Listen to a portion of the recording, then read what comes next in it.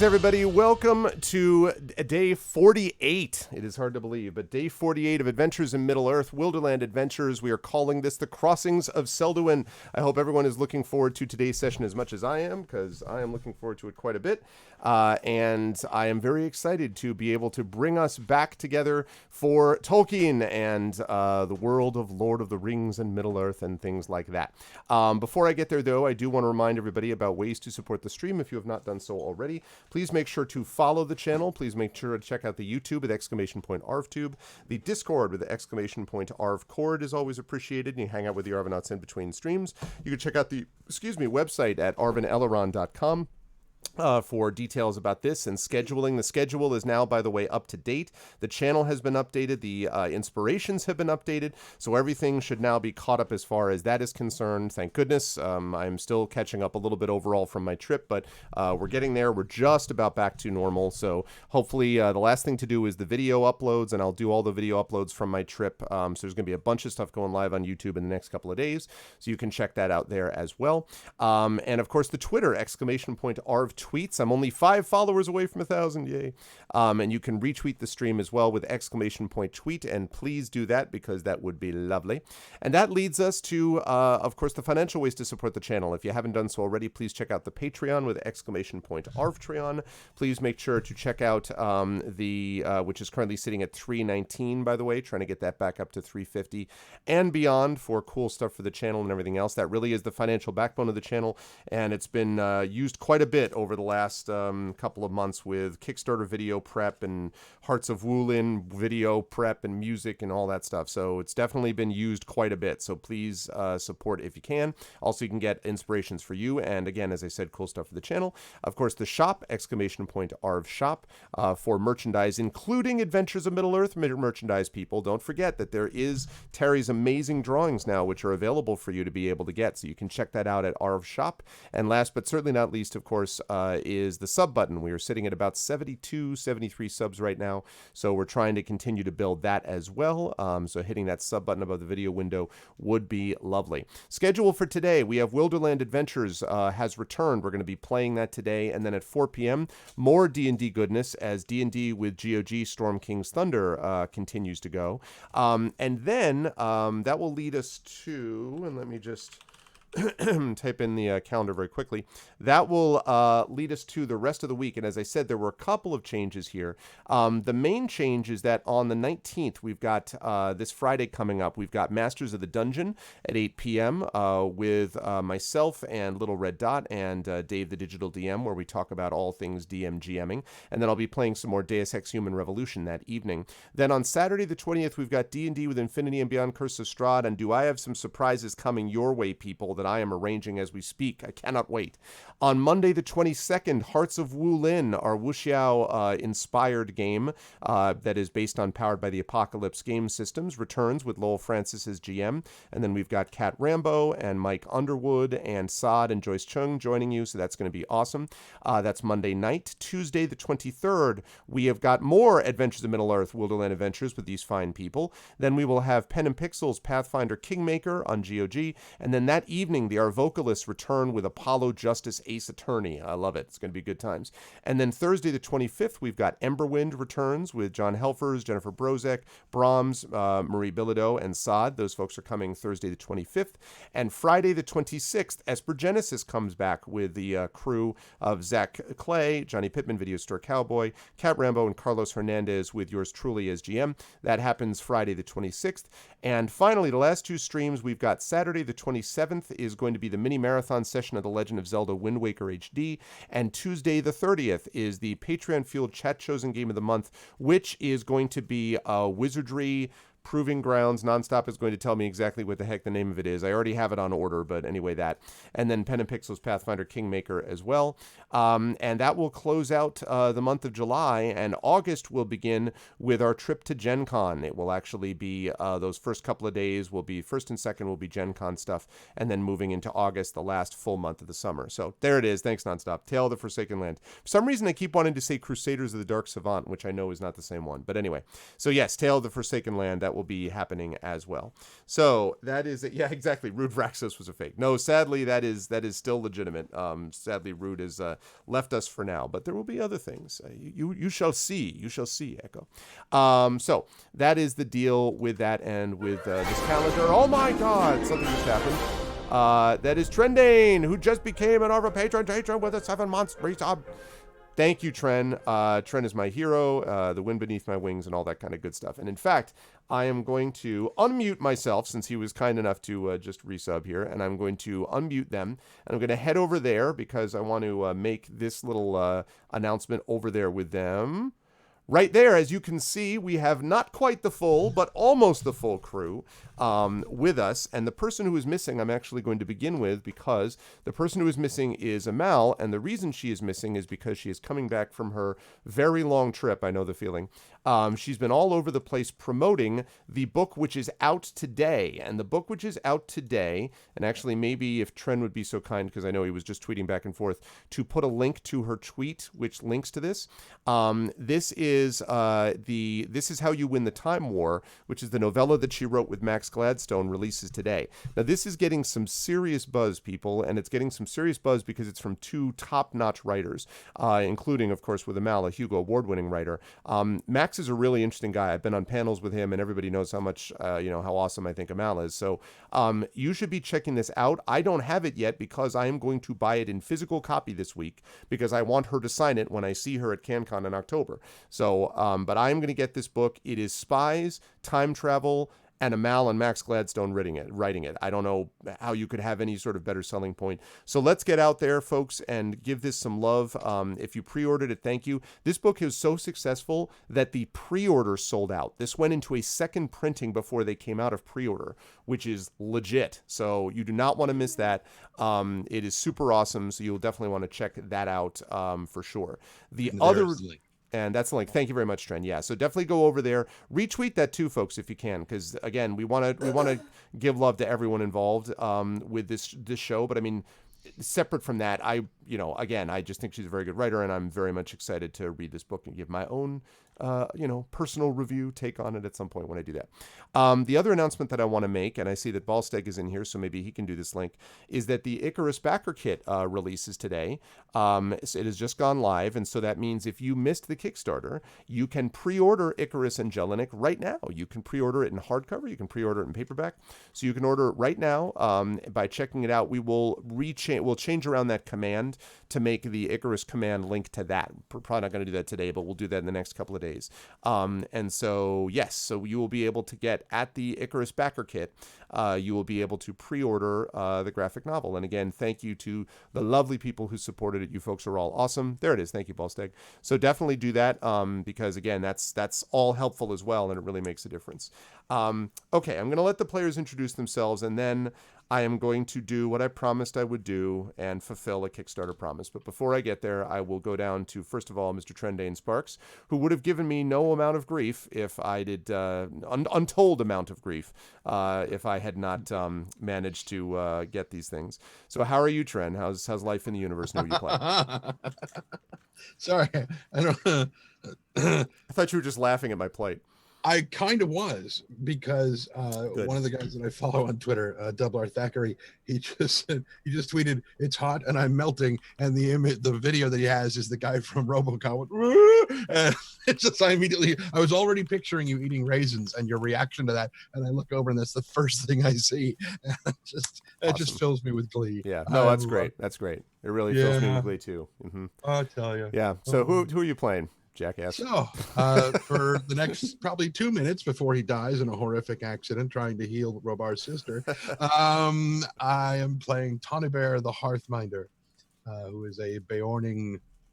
He's kind of a scholar, but he's a pacifist. He's a master healer, and his talents for healing are known far and wide now because of how amazing they are. Mm-hmm. And we're really going to put that to the test here in the coming times. We are about to see. That's true. In the aftermath of this, we'll talk about that aftermath in just a bit. Always a pleasure to have Tren with us, except today because of the gleeful laughter. My glee, Yes, exactly. Moving right on down the line, we have, of course, our good friend Will from Encounter Roleplay, who, of course, is just moving up onwards and upwards. Kobold Press, and he's gone from being a D&D sex icon to being sort of the face of D&D, I think it's fair to say, in the world. And so, that's he can be both. No, he's gone all corporate. No, he can't, now he's got to move away from those indiscretions of his youth. Now he's all, suits and sunglasses and voting Republican. No, God, no. I'm just joking. How you doing, Will? How's life in the universe and who you play? It is going well. It's going well. The universe is it's been treating me good, and I've just woken up from a really, really long sleep, so I'm feeling fantastic, actually. I'll be playing Robar Stauntono. He's not having such a fantastic time. He has just cut off the head of his greatest enemy, which is certainly something that I wish I could be doing. But his sister is dead. Maybe. I don't know. She's wounded. She's definitely injured. She's not in a good spot.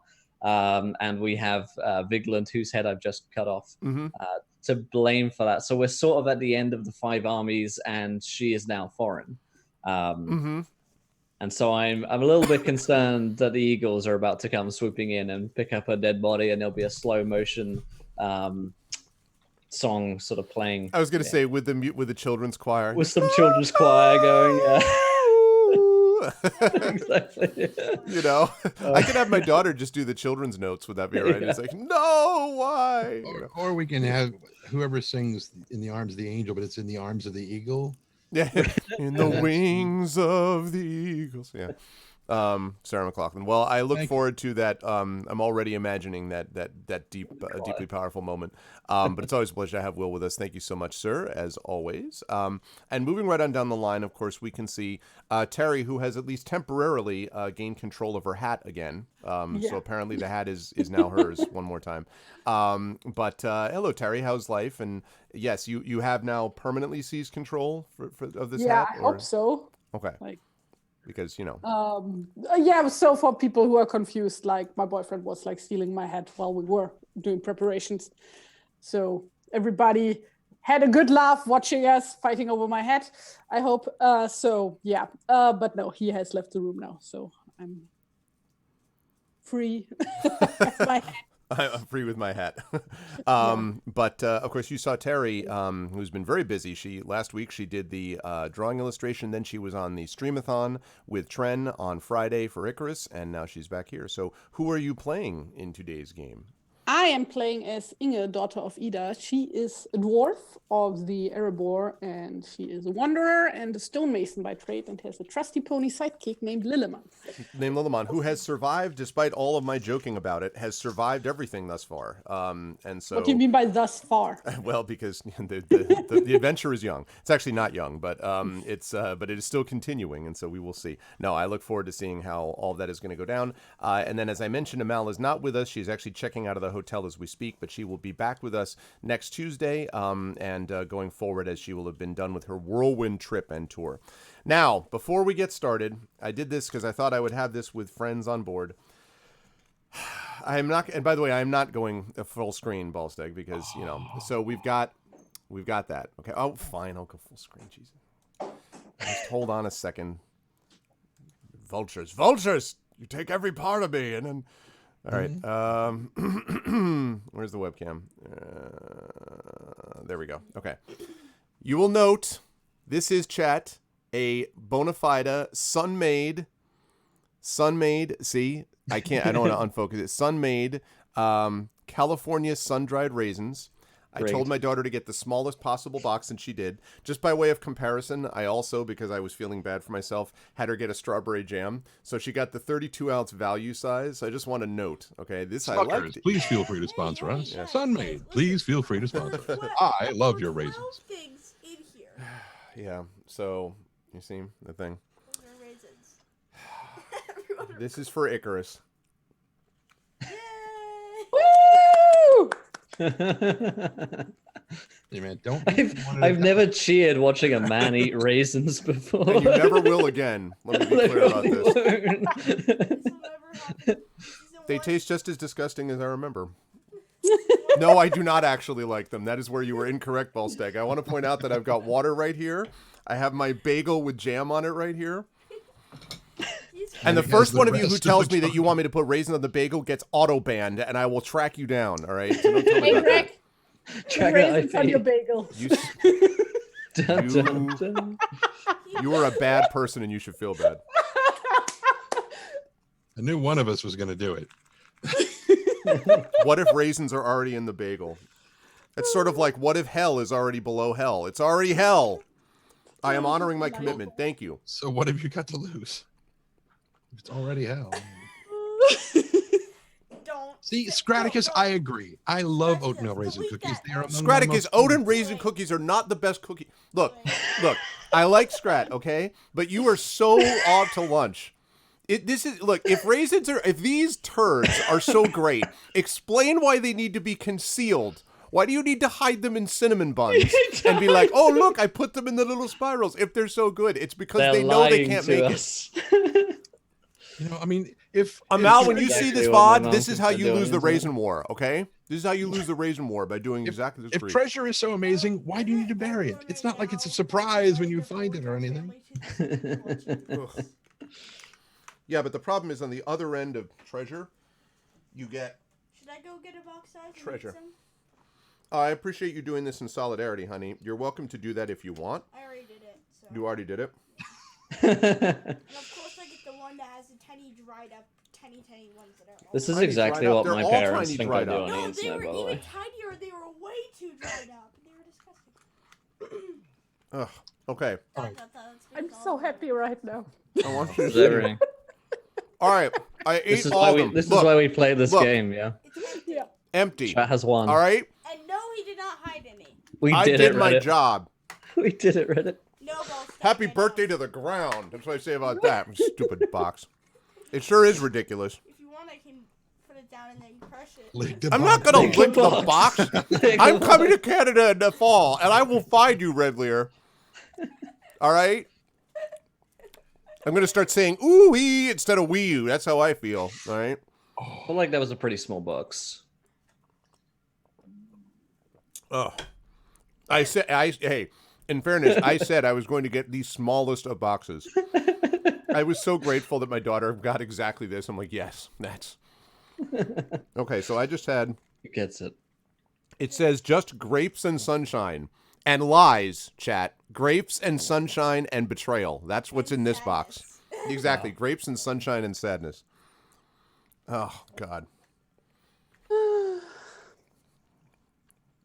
All of you die in a This terrible. is more intense than I was confession. expecting. To. And we haven't even started rolling I dice was yet. started rolling dice. I'm gonna see if I can get Gil Ramirez to make you a D20 out of raisins. It's just compressed raisins. Oh, I know what you're getting for your birthday. Sounds sticky. God, that was miserable. All right. That was miserable. Alright, now time to start the stream. Are you still chewing them? I can only eat them so fast, Or man. just like get a glass of milk that will get rid of the taste. Oh. Milk and raisins. Can you imagine anything worse? Yes, I can. Yes, It's raisins What? and more Dad, raisins. I think Like, It's what like- do you put in your muesli? Wait, what is muesli in English? Oatmeal.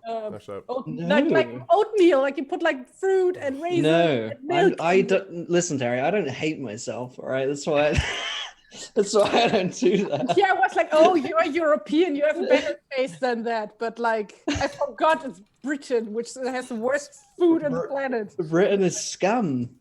Yeah, that's Oh, that's, all right. that's what we're up to. Just This think is of it all like for the love. I taking just raisins. want you all to know that in the glamorous author life are included such things as eating raisins for embarrassment and profit. Okay, that's the I've been Yeah. raising the roof. Yeah, Just delightful. pretend. This that could they this are- could be your whole stream. Yeah, this could be all your content. You have a regular stream. One way pretend or that the other, they're Will, vitamins. this is going to be the content for the next couple hours. All right. I Swallow just want all you of to know. them at once. Just their vitamins. Just swallow them all at one time. Oh, You are a disgusting human being. How could what?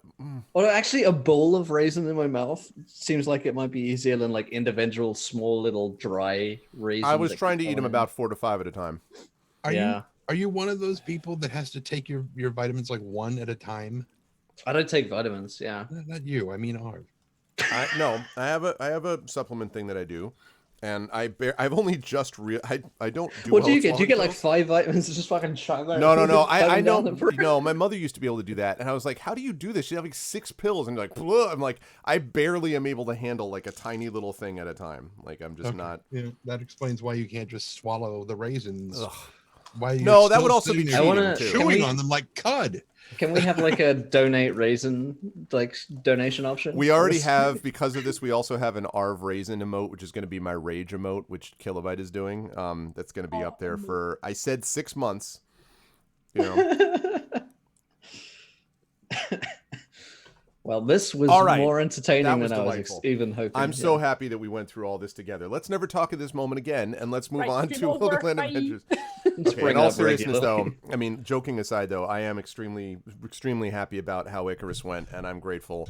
And the fact that I, at the moment, hate all of you should not in any way be taken as a... No, I'm just kidding. It's okay. I'm sure Echo Alpha has already not only made the clip, he's added text and he's tweeted it to the universe. I know exactly. In full HD. Ladies and gentlemen. Ultra 4K.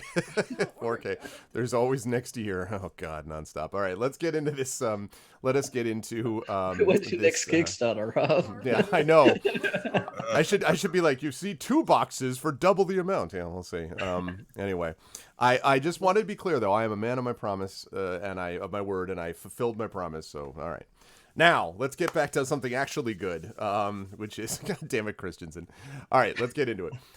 It is really a great pleasure to be with these good friends and wonderful RPers. So I'm very happy to be with them, and I'm happy to be with all of you, chat, as we enter back into the world of Tolkien. At the end of our last session, you will remember that the characters had gone north to deal with the army being led by Vigland. And in fact, they had thought they might go to challenge Vigland directly in his strongholds, but as it turned out, he had already brought the fight to them, and had already done so by crossing the Anduin and heading west into Robar's ancestral lands, and actually taking over much of those, or trying to take over much of those lands by attacking the main kind of force that was left to deal with it, and that, of course, was Black Tom and his kind of ragtag group of defenders. They had already taken a great deal of them and killed a number of them, and Black Tom's fortress, in fact, was on fire, basically, by the time the party arrived. And so the party split up. Some of them came from the south. Some of them came from the other side. I think you went all the way around, actually looped around to come back from the north, sort of pincer movement style. And after a very involved fight where people got damaged and hurt, and there were all these things going on, they were saved not only by their own abilities to kind of defeat some of these guys, and as Will has already mentioned, Robar, of course, cut off the head of Vigland, his nemesis and the person who had done this. But as the session came to a close, Black Tom's fortress is burning, and the 2 people that we can see are, of course, first of all, Robar's sister, Melania. I said Melania. That's not right. Melania is... Plot twist. It's the raisins. They fucked with his brain. They Melania Trump is my sister. Yeah. did. I'm a That's terrible person. Now Now I can't unsee it. Melina. Her name is Melina. Her name is not... This is... The damage is done, Arf. The Oh. And damage Greg's is done. killed her. I know. Surprise. You yeah. all are What a get these politics out playing I D&D. know. Oh, God. The country is a dumpster fire. All right. Anyway, so Melina. These classic leftists. Am I Yeah, right? I know exactly. We're the real racist. Melina, who is lying on the ground, apparently unconscious and definitely very hurt. And also, we had seen Heartfast, who had returned from, basically, who had led at the head of his group of people from Mountain Hall. They had also entered, plus one of the eagles as well. Actually, the eagle that had been dealing with both Tani and Robar at various times had come in as well. And so they managed to defeat them, but the question is, at what cost? The other thing I want to mention here is that as you folks are looking at different people that can sort of join you, that are currently there and that need to be attended to, the other person that currently is sort of walking rather unsteadily towards you, Inga, is Berenold, the messenger you may remember at Mountain Hall, who knew your parents and who you had agreed that you were going to go traveling with and so on. Oh, my bro. Yeah. Yes, He is also walking towards you rather unsteadily as well, having Okay. come apparently with the invading force. And so as I fire up the music here and try to forget the last 5 minutes, I now hand things back over to the party. What would you folks like to do? In the letter. Oh, you mean in the game? Yes. Yeah, I definitely, as predicted, scream, Tony! Yep. And as predicted, Get over here! I've got a splinter. No. And Tawny bolts for Robar. And I'm running over to Melina as well. Okay. Oh, all right. Just to be clear, so Tani's bolting to Robar, who's bolting to Melina. Right. So It's a continuously We bolt together. you bolt together. You bolt in parallel. self-correcting trajectory. As, Okay. We bolt ourselves to one another. You run then- and he's like, "Whoa." Okay, so runs after him, right? Okay, I'm going to talk to Inga in a minute about where. Actually, no, I'm going to talk to her right now. Where is Inga going? Well, she sees Berenold, so like she is probably gotta go and like, what's it called? Like, helps him stand, like Yeah, so that he doesn't to support fall him from over. falling. Okay, I'll start with you, and then I'll jump back to the other two. And by the way, the river you notice is embracing right now Ash, who is apparently unhurt, although she looks a fright. I mean, just blood-covered warriors, type of thing, and blackened from soot. By the way, everybody here feels like you haven't taken a real breath in hours because the sulfur and the smoke is so extreme that it's hard to breathe. In case anyone's curious, fighting next to fire, not fun. And so you, as you're walking over, and you see Berenold kind of unsteadily, kind of, as I mentioned, walking towards you, and then he says, I thought I'd find you here eventually. And he stumbles onto one knee, and you can then see that his left hand is holding his side, which looks like it has been savaged by wolves. He sort of basically just falls onto one knee, and you catch him as he kind of leans forward into you. And he just kind of puts his sort of hand up on your shoulder, and you, what do you do? Because he's like holding on to your shoulder, like, type of thing. What are you doing? You're too old for this. And like tries to like see if she can like hold like something onto the wound. Like she doesn't know anything really about medicine and stuff, but like just like to make sure that he doesn't bleed to death on the spot. He looks like he, there's a lot of exposure already to the air. He looks just sort of filthy, and he kind of coughs and is at your comment about being too old, and he's like, that's right, I was too old for all of it. I had to come though. Eagle showed up a couple of days ago, and Hardfast told us we had not much time. And he told me to stay behind and guard the gate. And I told him he could jump in the Anduin.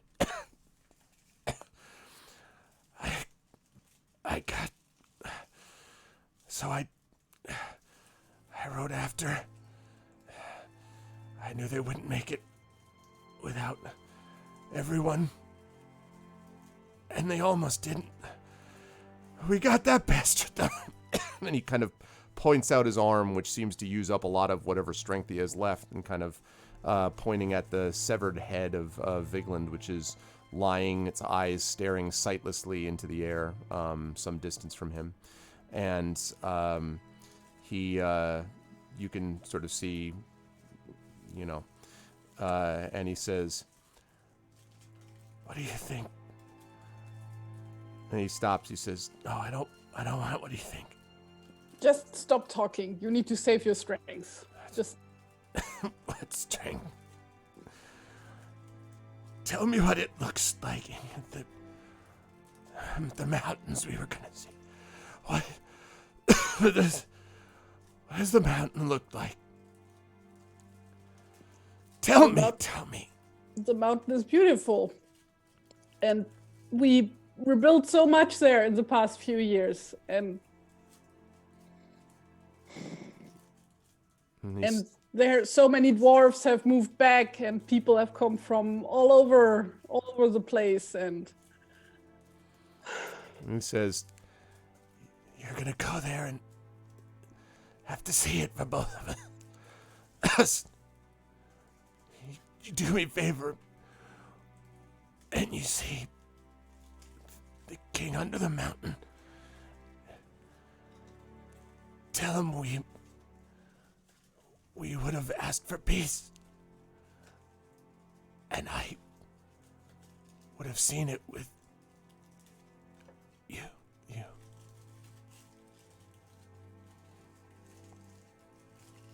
And he gives a shuddering breath and then is still. Very dramatic.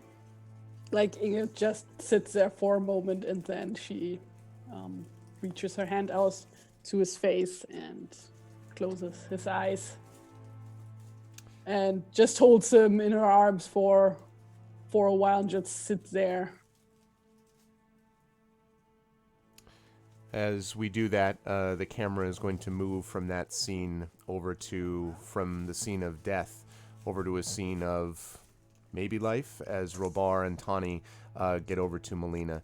So Melina does look very, very hurt. She has had several cuts, but Tani, as you sort of bend down, it doesn't seem to be, they seem deep, but not necessarily fatal, but something clearly is affecting her breathing. She's breathing very shallowly, and she looks very hurt again.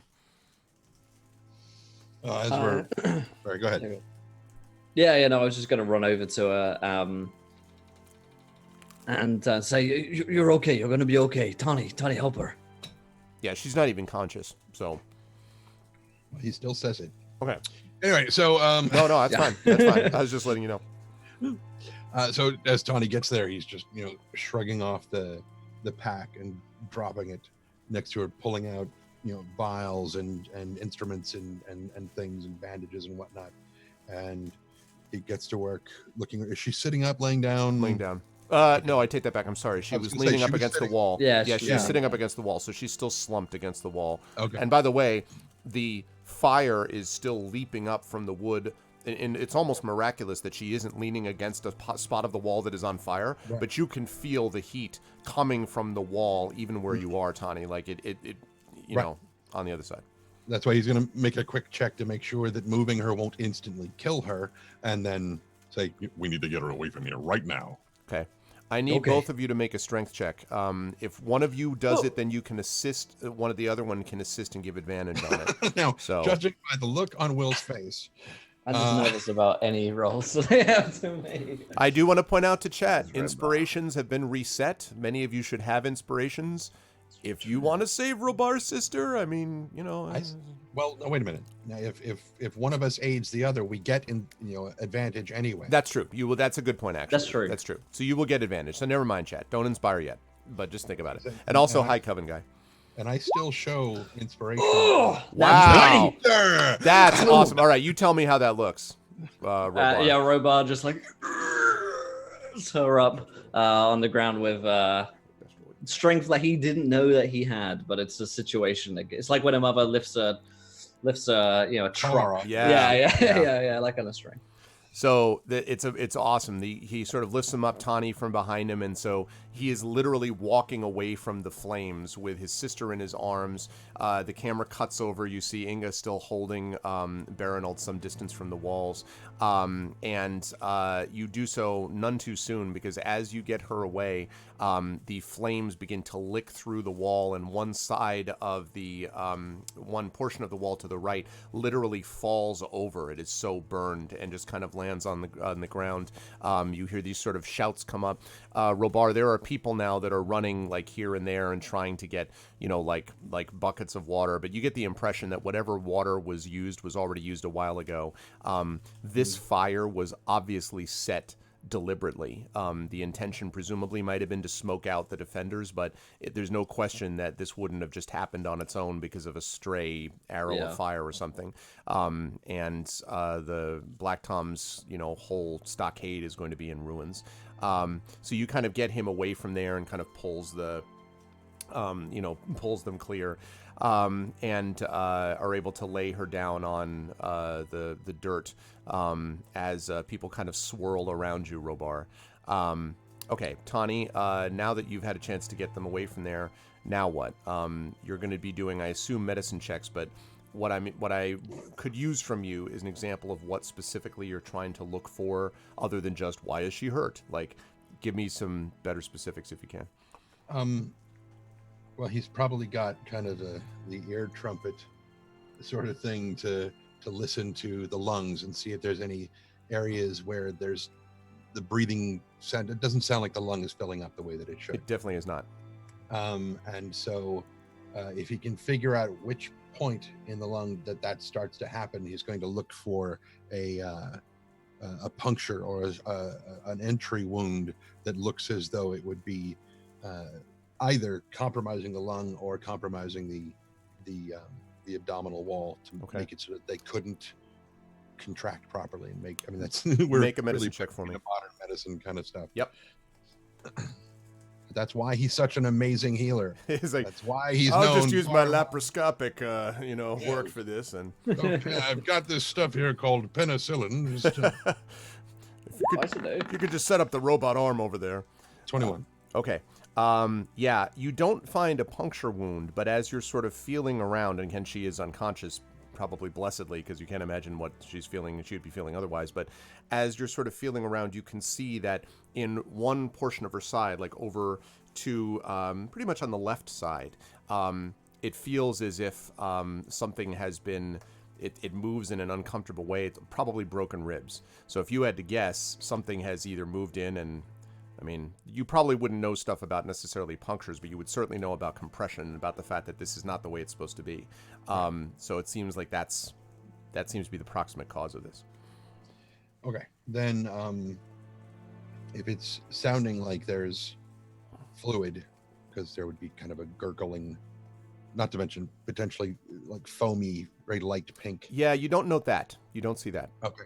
All right. So then he's going to wait until she is, and in his best way he can, assist her with exhaling as much as she can, and then cover the wound that seems to be the source of the problem, and see if that helps to create more of a vacuum inside so that she can inflate her lung a little bit further. Okay. Give me another one of those medicine checks. This time you can do this at +2.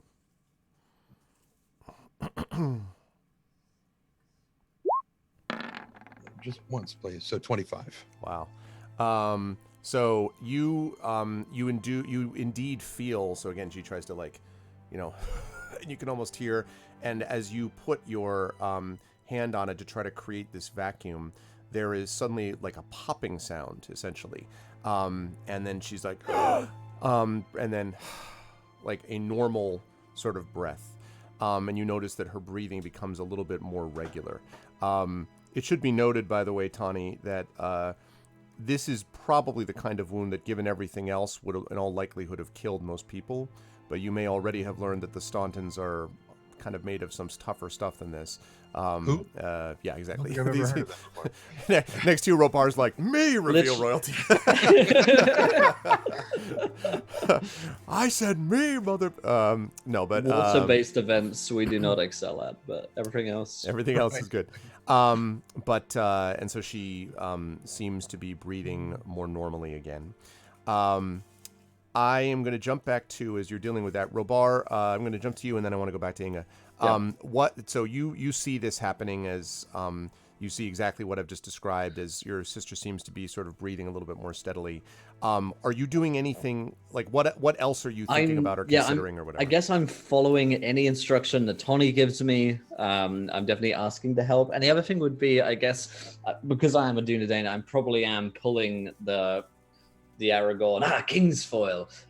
So if there's anything that like Tawny needs from around here that he doesn't have, Robar would go off on a fetch quest to try and grab it. Okay.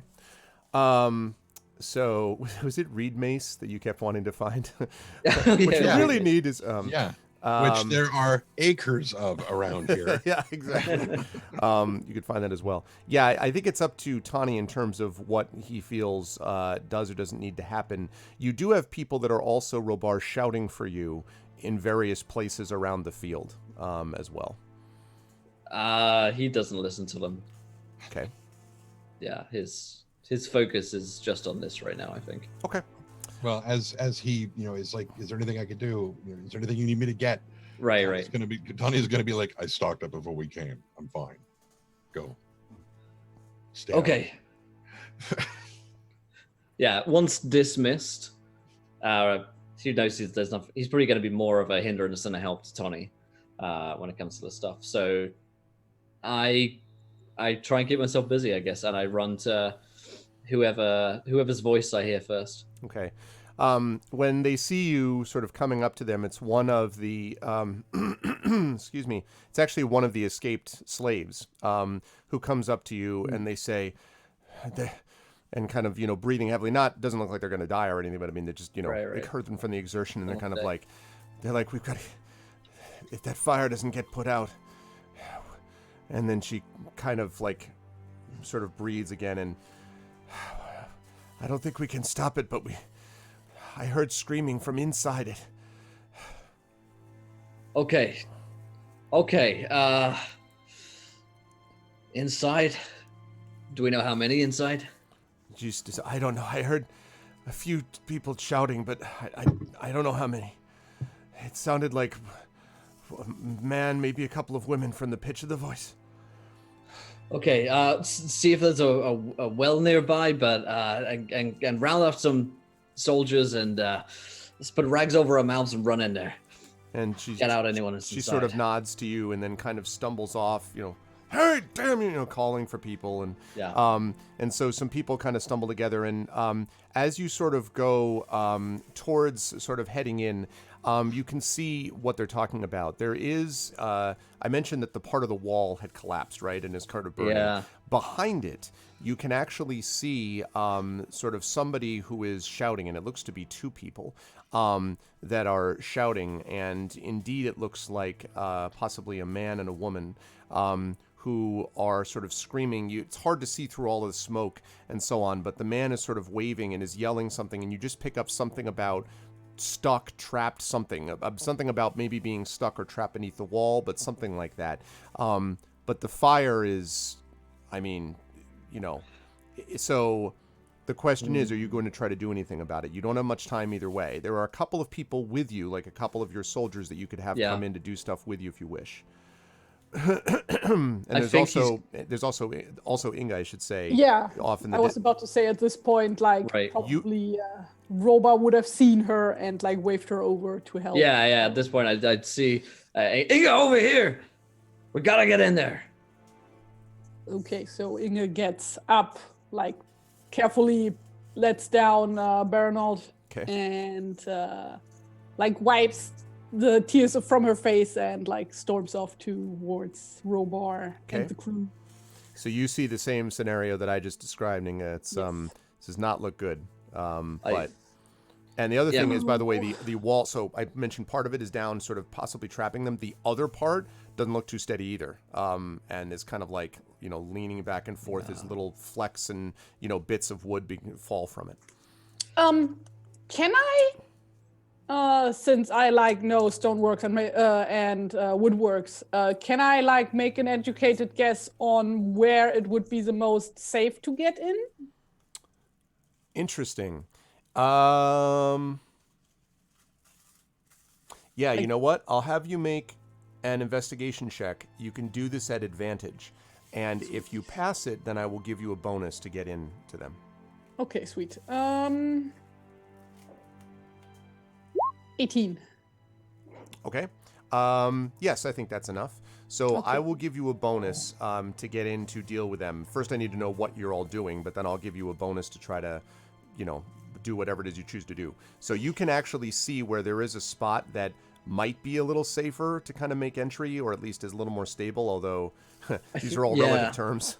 So what Robar might try to do, seeing as he's got this inhuman strength right now, is like try and hold up it, like shoulder a beam, hold a beam, and like funnel people through. Like, come on, get through. To try and hold it up a little longer for everyone inside. Okay. I'll buy that. To do that, though, you're going to need to be aware. You're going to need to lift it off of, Batman Begins, right? Like, what is the point of all those push-ups if you can't even lift a bloody log, right? That thing. So you're going to have to pull it off as it's actually flaming, and then hold it in place. It's going to be hot, but it's also going to be epic if you do it. But it's dangerous for Bar. I'm going to throw a heavy blanket over myself or a heavy jacket or something like that to try and take some of the heat, and I'm making sure everyone goes in there with at least some like rag over their face so they're not breathing in the smoky fumes. You want like a strength check for that? Yes, I do. If you've got athletics, I'll take that. Yeah, let's try athletics. And now, Inga, what are you doing? Because you'll be able to give him an assistance in this. I'm not holding that beam. Was there like a water source nearby, like a well or something, or a creek, something like? There's no water source nearby. There may be a well inside the stockade, but the problem is, it's behind all the flaming walls. Plus, presumably, they used a lot of it already to try to hold this back. But anyway, it's not easily accessible is the problem.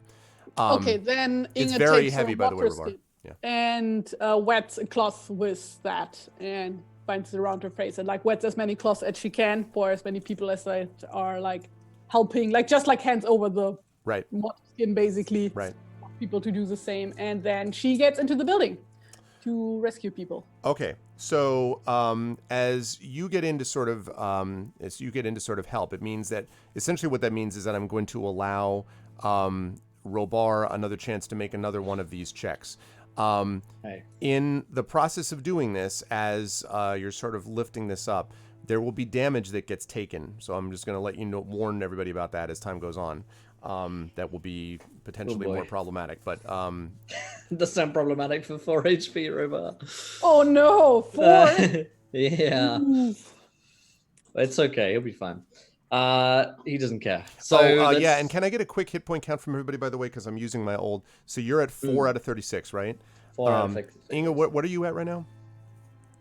40. You were at, because you never got hit, right? Maybe you hold this beam. Yeah, maybe we should do that. Like, maybe it takes over. It's like, you are too hurt for this. Oh, I'm quicker than I am strong, just about. So yeah. That's... River, I forget. I need to double check on what River was at, but I'll come back and check that. Tani, what are you at? 35. You were still 35. Okay. Okay. What is this clip here, Coven? Look at the thing. Oh, that was my reaction to my reaction to when we funded. Yeah. I was like, what? Yeah, that I do remember that. Okay, so you're so you're going to be trying this again, and this time, so Inga and you will both be sort of subject to how this all works out. Because the problem is it's awkward. Like, there's not enough room to get 2 of you around it. That's why the best you can do is, like, kind of essentially help balance it, Inga, so that it doesn't sort of slip off of Robar's shoulders. But, yeah. So try again, Robar, then. Okay. A little higher this time. Inspiration's a thing, It's totally a thing. Just saying. I don't know if it's a thing for me. Shouldn't he have like the automatically advantage? 15. No, 15 is good. You're helping him is giving him a chance to do this again. Retry, yeah. Okay. Now, just to be clear, you did athletics the first time. You did strength this time? Oh, yeah. I mean, I guess it would be the same. The bonus is the same, yeah. Oh, that's awesome. Okay.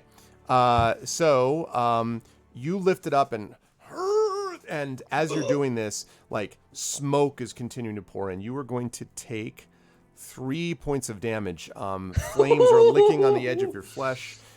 Smoke is coming in, and you're sort of staggering back and forth. And then both you and Inga You pull it just enough, and you can see the man and the woman. The woman's sort of leg is twisted alarmingly underneath her in a way that legs should not be twisted, and the man is sort of dragging, pulling her out, but they're all, coughing. And there are several other people that you can see that were kind of behind the smoke that are now kind of going through the gap in the wall that you've essentially created by lifting up this beam. And again, wood falling down around you, etc. They are sort of rushing past you, and the man and the woman is sort of dragging them out. And as you feel like you're about to drop this completely, you suddenly feel as if the beam is just being held in place. And you look over, and Inga, you hear a familiar and Lilliman has actually come underneath and is actually supporting the beam. And there's like flames going up and up the side and licking up and down the saddle and all this stuff. And the man and the woman go out the rest of the way. And now you've done that. Now it looks very much as if the wall is going to fall over in a moment. So the question is, how do you, Robar and Inga, want to get yourselves and presumably Lilliman out? Well, Inga is gonna stay in there, basically last, because she is the most physically fit. Okay.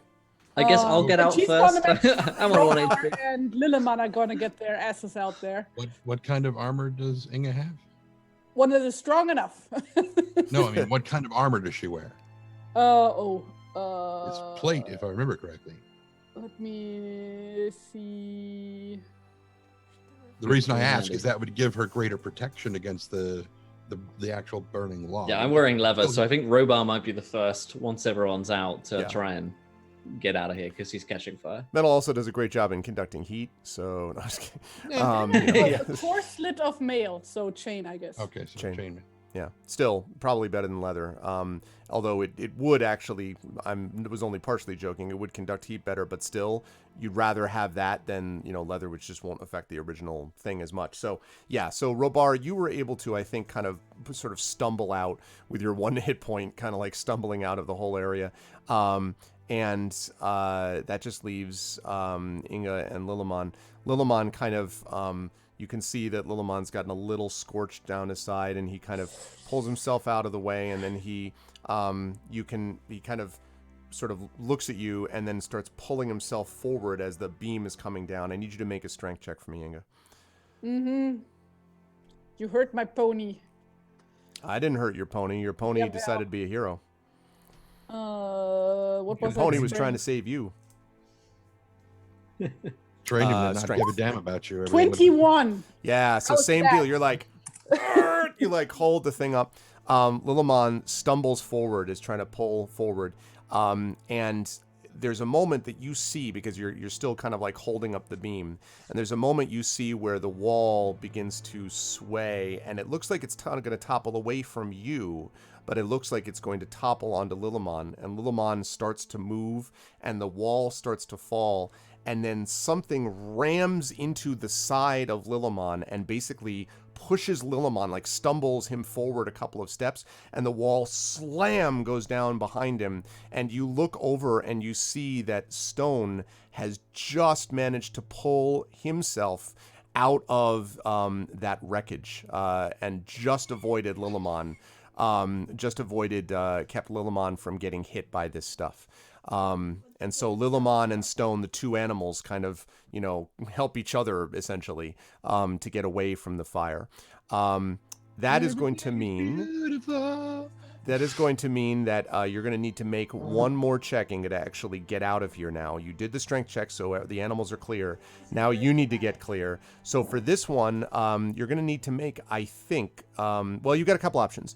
You can try to hold up the beam as you kind of shimmy along it. So imagine you're holding it like this. You can kind of shimmy along while still holding it, and then kind of let it go and back up. That would be strength, because you need to hold it up the whole time you did that. Or you can try to let it go and basically jump forward, almost like you're jumping out of the way of whatever's going to fall when you let the beam go. And that would be dexterity. Yes, or acrobatics. Which is dexterity. Is there anything that asks for athletics? Oh, yes. The strength check will ask for athletics. I'm gonna take that one. Yeah. Oh, yeah. The strength is athletics for sure. Oh, then I would have actually had like a 24 earlier. But Oh, okay. Well, then it would have been that, but even more awesome style points. And mechanically, it wouldn't really have any difference. Okay, I'm in doing regard. that. Okay, so let's see it. Athletics. Wow. So you just like it's impressive. Like you move around the side and then drop it. Damn. The shower of sparks goes up, and you stumble back as what's left of the wall. This massive flame and sparks and smoke goes up into the air as you sort of pull away from it. And as you look around, kind of lying on the ground, you feel this nose like nuzzling against you, and you look and you see that it is Lillimon, who is fine, seems to be okay. Did we get everybody out? Please tell me we got everybody out. I think so. I hope so. Yeah. Very better off. And then Inge goes to inspect Lilleman's burn. I will. Yeah, it goes to inspect the burn. Yeah, Lillimon looks like the skin is a little bit scorched on that side, but it doesn't look too dangerous with a little bit of treatment. And Stone also, has seen better days, but it looks like Stone is going to be able to also make it as well. That brings us back over to Tani and to Melina. As you are sort of watching, you can see that Melina's breathing has indeed become more regular and steadier, and whatever hurt or harm she took, it does not appear to be so grievous that now that you've addressed the breathing problem, it's going to be life-threatening. So I want the camera to kind of pull back for a minute on this scene of the flames, everyone lying on the ground sort of devastated. And I want to cut forward to the next morning. It is the next morning, and you are all in the burned-out remains of what is left of Black Tom's stockade. And now that you can see it in the light of the day, the results are grim. You have indeed held back Vigland. You've defeated him and held back the troops. But many of the farmers, the people who worked the land here, Black Tom's people, have been killed. Black Tom's stockade is an impossible ruin. It cannot be saved. And Black Tom himself is still alive, albeit hurt. You wonder a little bit whether Black Tom could actually ever really be killed. He just seems like one of those survivors that just goes on and on. And Melina, although also hurt, is now kind of lying back around. You didn't build a campfire, obviously, but lying back sort of around the clearing that you've all gathered as you were all there. And it is Black Tom who comes back after having inspected the area and sort of sits down heavily and says, "It's bad. It's as bad as I thought and worse. I don't much know how we're going to be able to get anyone to come to us now. If anyone wanted to attack us, your lands, begging your pardon," he kind of nods to you, Robar, "your lands would be as open as an open field. There ain't much here to hold any bad ones back." We need time. He nods and he says, "Well, there ain't going to be any attack coming today or next week, that's for certain. There are going to be enough people afraid of what's happened here to stay away. But a few months from now, word gets out. I don't know. I'm not sure what anyone can offer to rebuild, but if you wanted to take back over your land, I'm afraid you've come back to more of a wasteland. Begging your pardon." Well, crops can be resown now. Robar just runs his his hands for his already ashen sort of face and his hair that's everywhere and the blood that's already running down his forehead. Well, I'm not one for settling down too much myself, so there's no need to worry there, but we have plenty of friends. I'm sure some friends of ours can help those folk that are still left settle down here and live in peace for once. They deserve that much. And you hear a sort of faint voice say, "They're going to look to you, though, for leadership. You know." Lena? Yeah, she seems to be awake as her eyes kind of fluttered. She's barely awake, and she kind of smiles as you look over at her, and she says, "They'll need someone to inspire them, you know, Robar." Right. Well, it's good to see you back awake again. How are you feeling? Like I've been punched in the stomach repeatedly over the last few days, which I have. And she says, Me too. "He was so angry, Robar, you have no idea. When he found out about... He came with all of his men. I had already been here with Black Tom and the rest. And he came and he I know. screamed out his defiance, and I didn't think we would survive." I'm just sorry I couldn't be here sooner. He's gone now. And he's not coming back. She nods and she says, "I know. Now it's the hard part that begins." What do you plan on doing? And she says, "First," and she kind of, winces as she kind of moves in I place. help her up. Yeah. No, she doesn't want to be helped up. She's kind of moving her body a little bit. Gotcha, yeah. She's like, "First, lie here for a few days and try to move where it doesn't feel like someone's stabbing my left side." And she says, "Then, trying to rally people together here. They need people to lead them again. You know that I was starting to work on our home. I'll need to do more of that." Yeah. Okay. Well, Tony says you're going to be fine, so just rest for a while, I think. I'll take it from there. She says, "Robar, thank you for coming back for me." You'd have done the same for me. And she nods. She says, "I didn't always know that you would have, but I know now."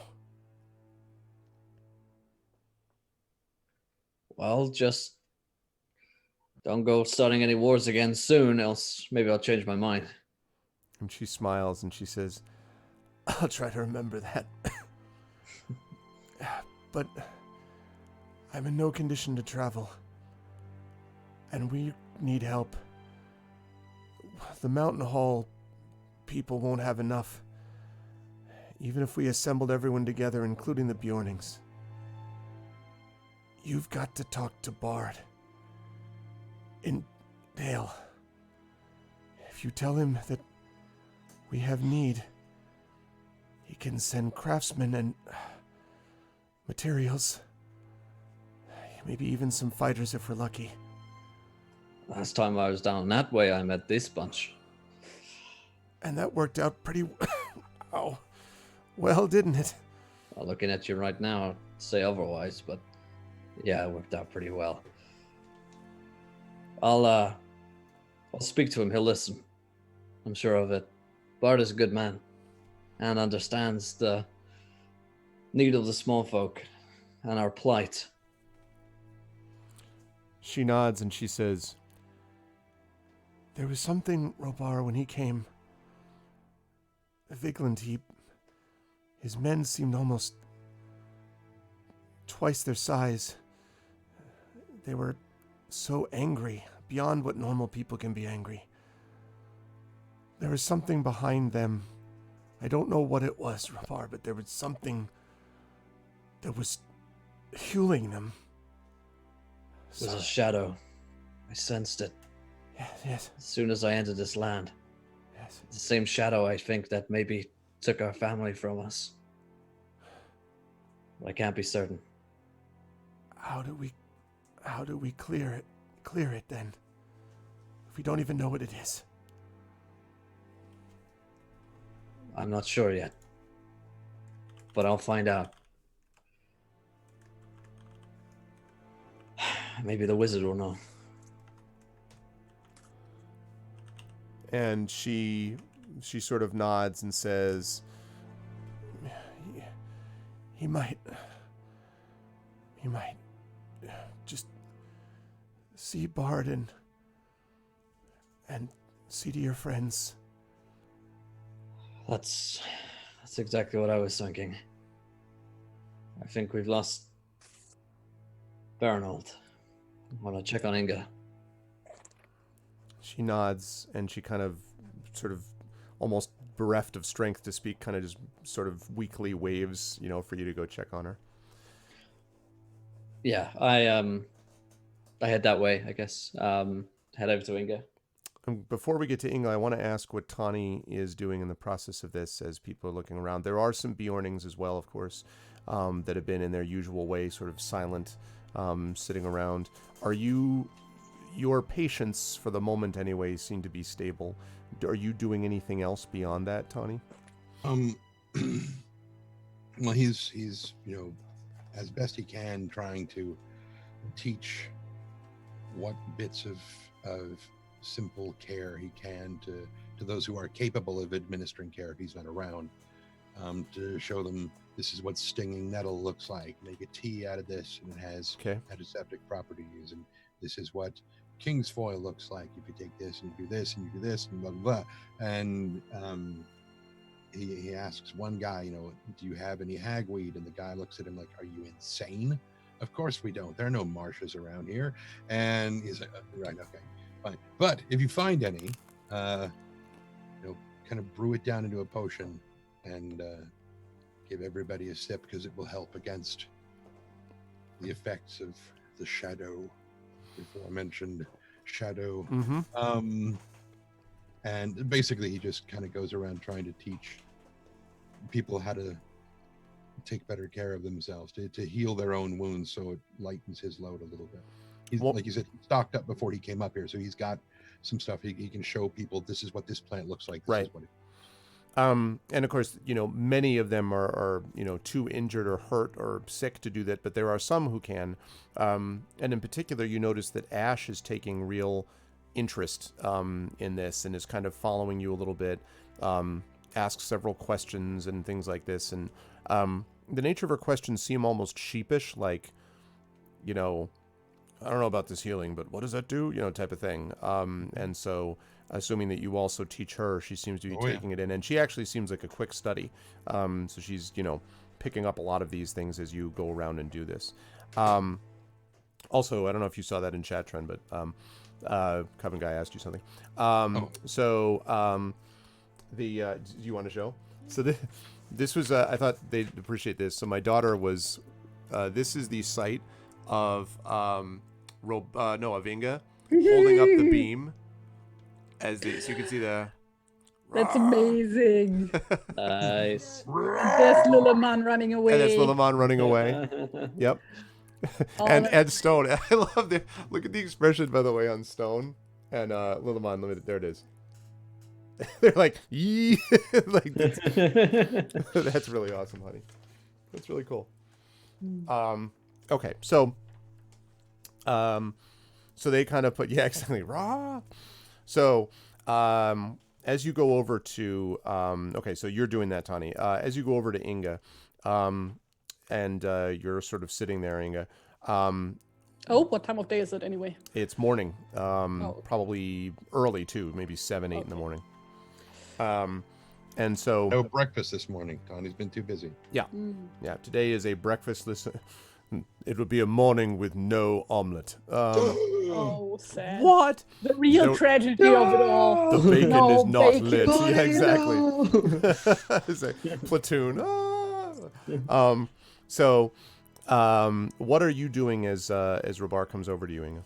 Well, she's probably just like nibbling on some bread or something because, like, provisions and Okay. like the plan was to, like, as soon as she would have eaten something to, like, make herself useful. Okay. So yeah, she's basically sitting there with some water and some bread and some cheese, I guess. Okay. Yeah. Robot will come over and sit down and say, "Hey, how's it going? How you feeling?" Well, I mean, I think we've all felt better, and, like, while she's talking, she just hands him something to eat and something to drink as well. We still have a lot of work to do, and we are not even, like, at the actual destination yet.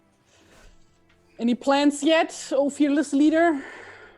Well, Melina thinks that maybe we should head to speak with Bard and try and get his assistance. It's not Well, much I mean, left there. at the moment. we were heading there anyway, so. Yeah. How are you feeling? Baronold was a good man. Yeah, he's been a good friend. I've known him for, like, basically my whole life. He's known me since I was a kid. He died honorably. So he did. Don't know if he had any family. I don't think he did. I think he did. Did he? I mean, you're probably the closest thing he had to family. Well, I mean, given that we're only, like, back when I still used to travel the lands with my parents, we would, like, only be at Mountain Hall, like, very rarely. So, but, like, the fact that he was, like, willing to travel with me to the Erebor. You obviously meant a lot to him. He meant a lot to me, and he also meant a lot to my parents, and now gonna have to bring them the bad news. No, he won't be. I've asked River to write a little song. Thinks you can write a song as soon as we know that everybody here in the Upper Vales is gonna be safe. We did a lot of good work here today. It's not over yet, but a big part of it is. Yeah. Oh well, we have a lot of work to do here now, and I'm assuming there are not many people here who know how to build shelter. So That's true. I'm gonna go make myself useful and see what I can what shelters I can construct of, like, the rabble that is left over, and make sure that people at least have something of a roof above their heads. All right. And with that, she gets up and grabs her tools and basically grabs Lilleman because, like, he always carries all his stuff, and, like, goes to see the damage and get to work. All right. This will give us a chance to actually set up a little bit about how things are going to get handled as you begin your journey east. And before I do that, let me just stop for a moment and say welcome to everybody. This is day 48 of Adventures in Middle-earth, Wilderland Adventures. You are watching the incredible crew of this sponsored campaign, Trendane Sparks, Will Jones, Terry Tunes, and the currently not here but still very much in our hearts, Mal Almatar. She'll be back next week. All of us playing through the final fellowship phase, which is just about to come to an end, of Wilderland Adventures. It was a long fellowship phase, and there was a lot going on. It felt more like its own phase, but there were a lot of loose ends to tie, and there are still, of course, some loose ends that remain. If you like what you see in here, please follow the channel, support the channel in various ways that you've seen up there described. Thank you, Echo. And thank you all for being here. We're very happy that you are on board. Okay, so basically what I want here as you're preparing to sort of, head off is what you're going to be focusing on. This is something which may have an impact later, but what you're focusing on in terms of preparation. So Tani has already said that he is basically telling people about healing. Here's how you do this, like it basically setting that kind of stuff up, right? Inga just made this suggestion about building, which I think is a good one. And so I want to ask Inga, like, what specifically are you focusing on trying to train and teach the people? You know, you're not going to have weeks and weeks to do it, but No. you know, what are you going to try to focus on? And then I'm going to come back to Robar in a second. Well, the very first thing would be to like that she just walks around like like what is this, like a village or a wall, or what is this? This was a stockade, basically. So like a not really a hall, if you could imagine it as being like a collection of buildings inside a bunch of like, you know, trees standing up combined together that were basically like not trees, logs standing up that were basically a fort. It used to be like it had been put together for human construction pretty well, but it's utterly destroyed now. Many of the buildings are burned out, and of course the walls are utterly decimated. They're utterly annihilated, I should say. There's probably maybe one or two little parts of the wall towards the back that are still standing, but not very much. Was anything here built from stone or everything wood? Everything, most of it looks like it was built from wood, although there is a stone well in the middle, which is currently like covered with debris. And then there are a couple of other like stone, what look like almost like troughs, maybe for the animals and so on. The stables are also completely a mess, but there are no animals there. And Black Tom tells you that he basically had cut the horses loose, let them loose to wander when he saw that Vigeland was on the way, because otherwise they weren't going to do any good in this kind of an attack anyway. So most of them were not there. Farm horses, not war horses. Exactly, and they wouldn't have done any good just hanging out there and burning. So okay, but farm horses are actually useful for what is happening now. True, So you need to track them what down. what Inge is basically gonna do is that she's gonna oversee, like, assuming that like there are no like other like construction workers here, so she first of all she gets a good view at the situation. And then she is gonna put people into teams, like sends out a team to like catch the horses, sends out, and then like gets like sets like different teams to like different parts of the stockade, and like basically tells them to like salvage what there is to salvage, and like basically stack all the like basically just sort things for now and make sure that the well is properly accessible.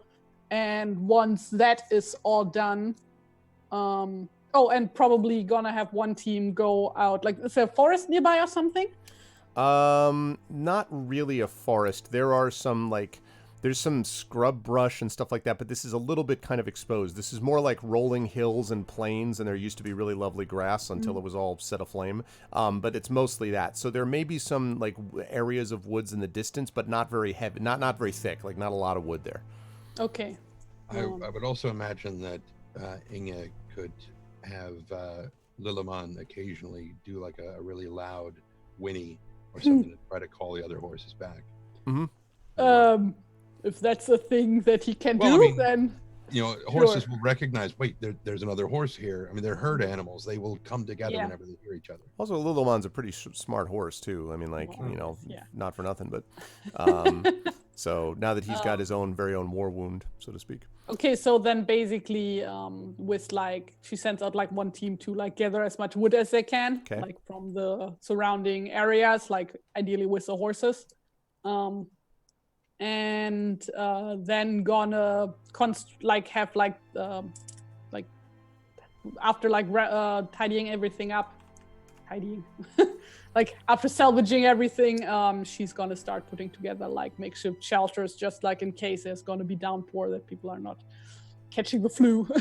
Stuff like that, just so that And Tawny's a woodworker, so he'll donate his tools to help with that. Inge also is a woodworker, so like all right, Robar, while they're in the midst of doing this, what sort of future orders are you leaving or setting in place now that you've been given this instruction to go talk to Bard and King Bard and I'll do all that stuff with Dale, because to be clear to the party, to get to this celebration, you're going to need to leave here in about 3 days. So you got about 3 days before you have to get going and head east if you're going to get there anywhere close to on time. Yeah, I guess the general sort of order of the day is just making sure that we're ready to leave in 3 days, Okay. but also that we do some amount of work to make sure that we don't just leave this place, leave the people who are going to be living here completely empty-handed. So I guess Inga is handling some of that, like the construction work, to make sure that they're not going to, die without shelter, I guess. I guess trying to find livestock again might not be a bad idea, if there are other livestock around. And then it's just, I guess, like setting up some kind of medical tent for Tawny to work from, and any other assistants that he can find, or people who are trained with the medicinal arts, because there are probably quite a lot of injured people, I'm imagining, Yes, right? that would be the case. Yeah, so I guess the medical tent would be a helpful one. Plus, if Tony runs out of supplies, Robar will make sure someone goes and gets him all of the stuff that he needs. Okay. So as you sort of put all these plans into motion, just kind of going, one by one, Tani, you find some other people besides Ash, who becomes extremely able assistant, actually, who are able to jump on board and help. One of them is a quiet Bjorning, who is willing to help you, whose name is Feorund, by the way, and he kind of does everything he can to, work with the people. His strength is such that, he's often able to move people but without hurting them when you need them to be moved, and so on. And so that seems to be helpful, and there are enough apparently herbs and medicines and things like that, you think, that you might be able to have your people keep ahead of it, from what you can tell. Inga, there is material that is salvageable, and sort of a lot of stuff that you're able to kind of gather together. It's kind of a hopeless mishmash of, like none of it is like regular, like none of it is organized. A lot of it is just sort of pieces of wood, for instance, that are not too burned to use and things. And so it's like a whole bunch of odds and ends and, whatever. But you think that you have enough, with Tani's help doing some woodworking stuff too, that you might be able to, you start teaching some people about the way they would build these temporary shelters and da-da-da-da. So you think that there may be options. And of course, Black Tom knows a little bit about this also, and is able to supervise. Robar, the news from your front, though, is more grim. When the men that you send out, the people that you send out, come back to report on what they've found, they tell you that not only is a good deal of the surrounding landscape burned, but that much of the livestock has been killed, and they report that their bodies were left rotting in the fields. Now, this is not something you would do if you wanted to actually, hold on to it and then use it yourself. This is something you do when you want to wipe out. Wait, how long ago was this? This would have been about 3 days, 4 days maybe, that they've been out in the fields, maybe. Yeah. And so now there are a few. They do find a few cows and a few sheep and a couple of horses, and they're able to bring some things back. And the good news is that there are a number of Black Tom's people, and like the people of your land are living. In fact, it looks like most of the bandits spent times destroying more infrastructure than people, at least until they got to Black Tom's fortress and they found resistance. But there's a sense of grim kind of defeat, isn't quite right, but there's just a sense of grimness about the messengers and the people as they report back to you about what it is that they found. Among the survivors, are there like any other rangers beside Robar and Melina? No other Dunedain. Oh, okay. Then like Inga would like turn to Robar at some point and basically be like, hey, you are like used to living in the wilderness, right? Yeah. So maybe you can like teach some of the folks here how to forage. That's a good idea. Yeah, because like they're not hunters yet. Yeah. Okay. And even through hunting, I don't think that there would be enough to feed everybody. So. Well, we're just gonna have to make sure Bart sends a lot of food. Well, yeah. but until that food is here, it's gonna take a while. Or do you maybe think it would be better for everybody to retreat further south for the time being and then come back once? I don't know. Well, I mean, while they've killed, there are people living on lands. Like the forests aren't all like burned down, right? Would Robar think that people could like forage and hunt in these? Probably. They're going to have to go further afield than where they are right now, because obviously this land and, Right. a decent amount around it has been kind of burned down. But no, I mean, they have not. I mean, the West Upper Vale is a pretty big area. They did not set fire to all of it. Yes, you do think so, but they probably will have to at least temporarily leave this area if they want to find food and so forth. Okay. Then this Robar will try and teach them to hunt. And hopefully, at least that will last them for a couple of, weeks or months or whatever. Okay. Until such a time that we can get Bard to send some, emergency, some foreign aid, basically. Okay. And as you're in the process of kind of doing this, you are struck by the idea that even though it feels like a lot of these people don't have hope, but they just have this kind of determination that they just go on anyway. Like you really have seldom seen experience of people going on without hope. Like they'll go on with hope and everything looks bad, but they hope for something better. You get the feeling that these people don't look to hope for anything better, but they just go on anyway. And so, some of them just kind of, and of course many of them have had to live off the land for a long time here. So, and so you're actually fairly impressed with their ability to be able to do some hunting, to track down, rabbits, conies, do some hunting of eagles, although you are careful not to, do the eagle thing with your friend while he's in presence. See that big one? Try on him. No, and by the time, we get to the closing in on the basically middle of the day where you're going to have to leave if you want to get there, you feel reasonably confident that at least they'll be able to sustain themselves. But this is not a long-term solution, right? This is this is something to last for a couple months. The other thing I need to point out is right now we're talking about like early October, basically. Winter is coming on, and when we get to November and December, they better have food stores more than this and actual shelter. But yeah. Okay. Well, that should last us a little while at least. Robot doesn't feel great about it, but it'll do. Melina comes up to you as you folks are starting to get ready to go, and she says again, she's gotten a little stronger over the last few days, still weak but stronger than she was obviously, and she says, I will do what I can to look after them. And we have, of course, some of the Bjornings, even Bjorn himself, Tani. And she kind of nods. He said that he'll be coming to tend and provide what he can. And we'll have others, of course, from Mountain Hall. We'll do what we can to keep them safe.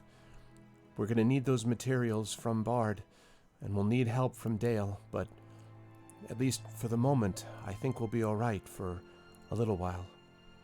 We have an idea of how long it'll take us to get there, do whatever we're going to do, and come back. It depends on how quickly you sort of make it. If you basically are like, we're going to go, which is presumably what you're going to have to do. Like, if you go now and like just take normal sleep patterns, right?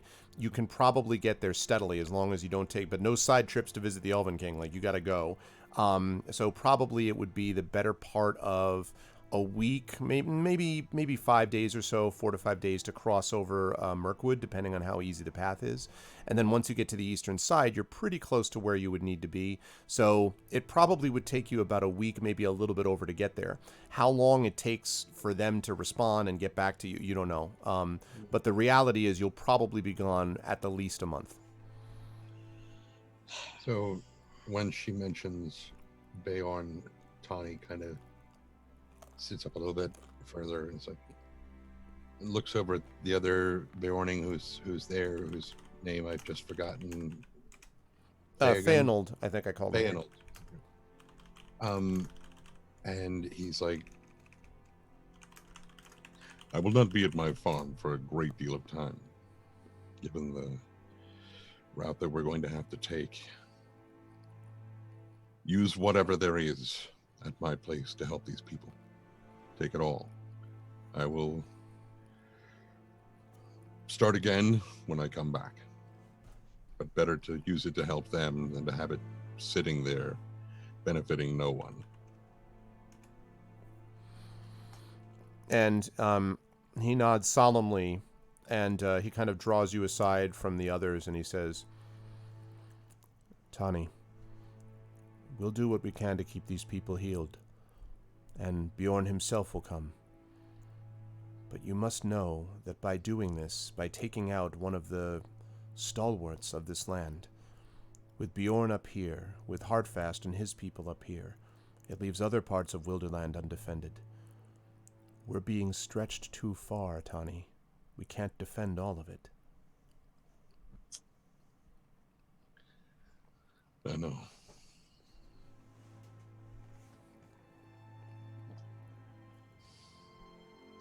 There have to be central focal points from which all of this is stemming. If we can find those, either counter them or neutralize them entirely, perhaps it would make it easier for us to continue to operate spread too thin. But then withdrawing the manpower to deal with each of these things stretches even more. He nods and he says, whatever you want from the Bjornings, we'll do. Tell us where you want us to focus our attention, and we'll do what we can.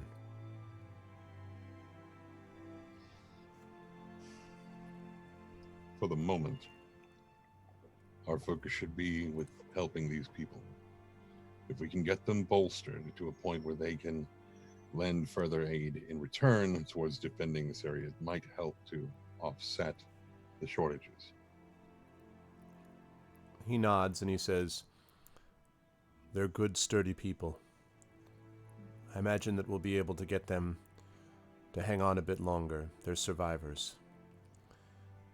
When you go off to the east past Mirkwood and you talk to Bard, make sure he remembers that it's not just humans and dwarves who live on the west side, even not just elves.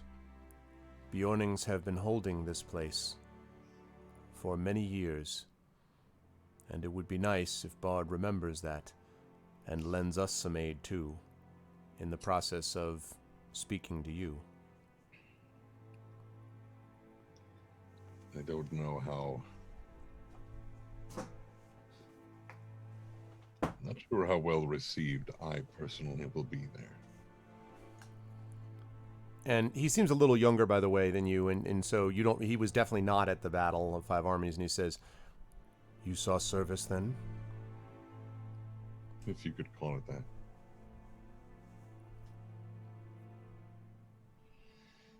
Back then, I was very angry at everything and everyone. And when I stepped up to help in the Battle of Five Armies, I reached a point very quickly where I did not make any distinction between friend and foe.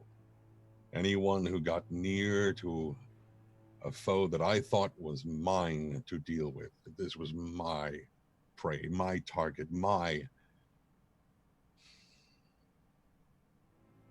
I struck out at everyone. There were no allies, no friends. Everyone was someone to be attacked if I felt that they wronged me in any way, real or imagined. And I hurt a great many people on both sides, severely. I was a berserker.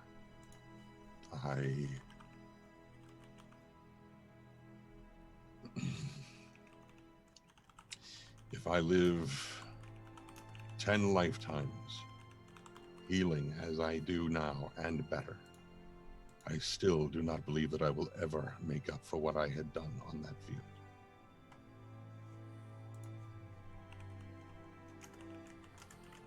And he sort of takes... Sorry. He takes a... he sort of takes a deep breath and... It is heavy tidings, Tawny.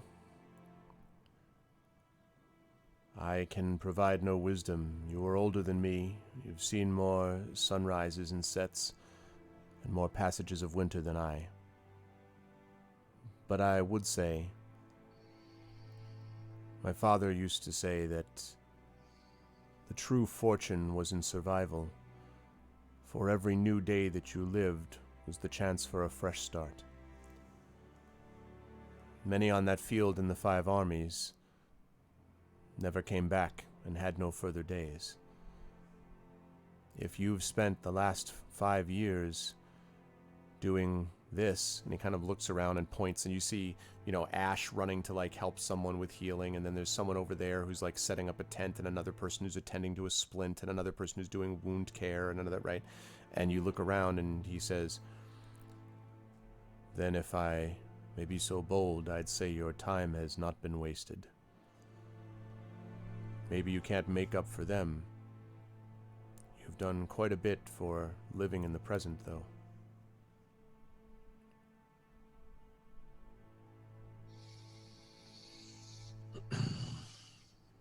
Let us hope that, on balance, Bard, the Men of Dale, any of those who were there or their families can take some accounting for help that I've given here in exchange for harm that I have dealt there. And he nods and he says, I hope it'll be so. Safe travels to you, my brother. And to you. As you all sort of saddle up and prepare to head out, and there is a small little group, but it's mostly just you folks that are going to be going to the east.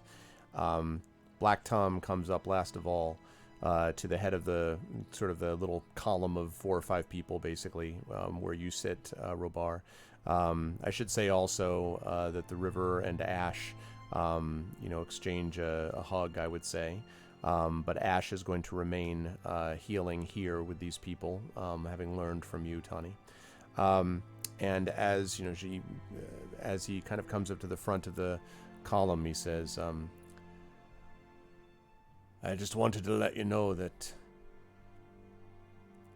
I haven't always believed in what the Staunton stood for. I felt like you went away and wouldn't come back. But from what I've learned from your sister here, and from what you've done yourself, well, I just wanted to say that when you return, I would gladly swear fealty to my true king. And he kind of bows his head. And there's a moment where you can see, like, the other men that are all sort of gathered around are looking at him, and they all kind of look at each other, and then they all, as well, bow their head. Which, as far as you remember, Obar, is the only time you've ever seen Black Tom bow to anything or anybody, ever. And it's probably the best you're going to get. You don't think he's going to actually do the whole drop to one knee thing? Yeah. Lower. Yeah, exactly. Lower. Not good enough. Not good enough. So I nod, I guess, respectfully, give them a sort of head nod of deference as well, and say, "You're all good folks, some of the best I know." And truth be told, the first time we met, I didn't think too much of you either, but you've all proven yourselves here today as loyal folk. And I promise that when I return, I'll make sure that all of you have a homestead and a hearth, somewhere to call home, that's safe. And he nods and he says, "We'll hold you to that." And then he sort of gives a slight smile and says, "My lord." And I'm sure you will.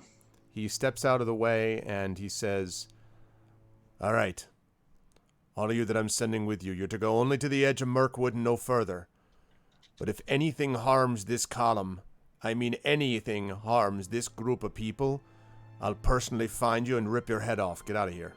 And the men are just sort of like nod, frantically, and immediately sort of gather around you. He's sending like 3 people with you as these guards and the horses set off to head towards Mirkwood.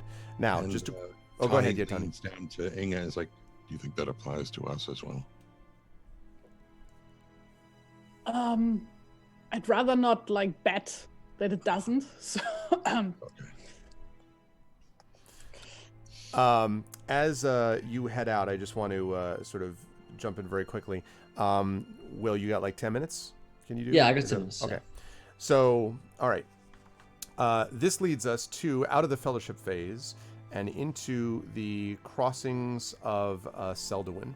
Now, as a reminder to folks, in case you were curious about why these folks were going, now they all now have their own reasons, of course, to go to Dale. Inga, of course, because she has been sent to ask for aid, and also because she's been given a letter from Dane himself, basically being like, we'd like to talk to you. Robar, of course, has just been given this direction by Melina to be able to, because he needs to send material back for his people. The River is partly going there as well to engage in both of those things, and also because she's never been that far to the east and wanted to see it herself. And Tani, perhaps, is taking a walk into his past, and maybe there's a reckoning that's happening as he's going there. But we are going to skip over, because it's not really significant for this particular area, the trip through Mirkwood.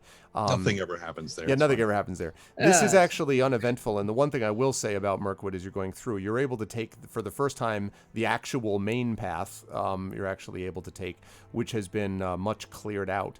And although there are always the strange creatures in Mirkwood, the weird whisperings and so forth, there is nothing to hinder you, so much so, in fact, that several of the guards at some point kind of remark on it and wonder whether the Elven King himself may have had a hand in trying to sort of preserve your passage.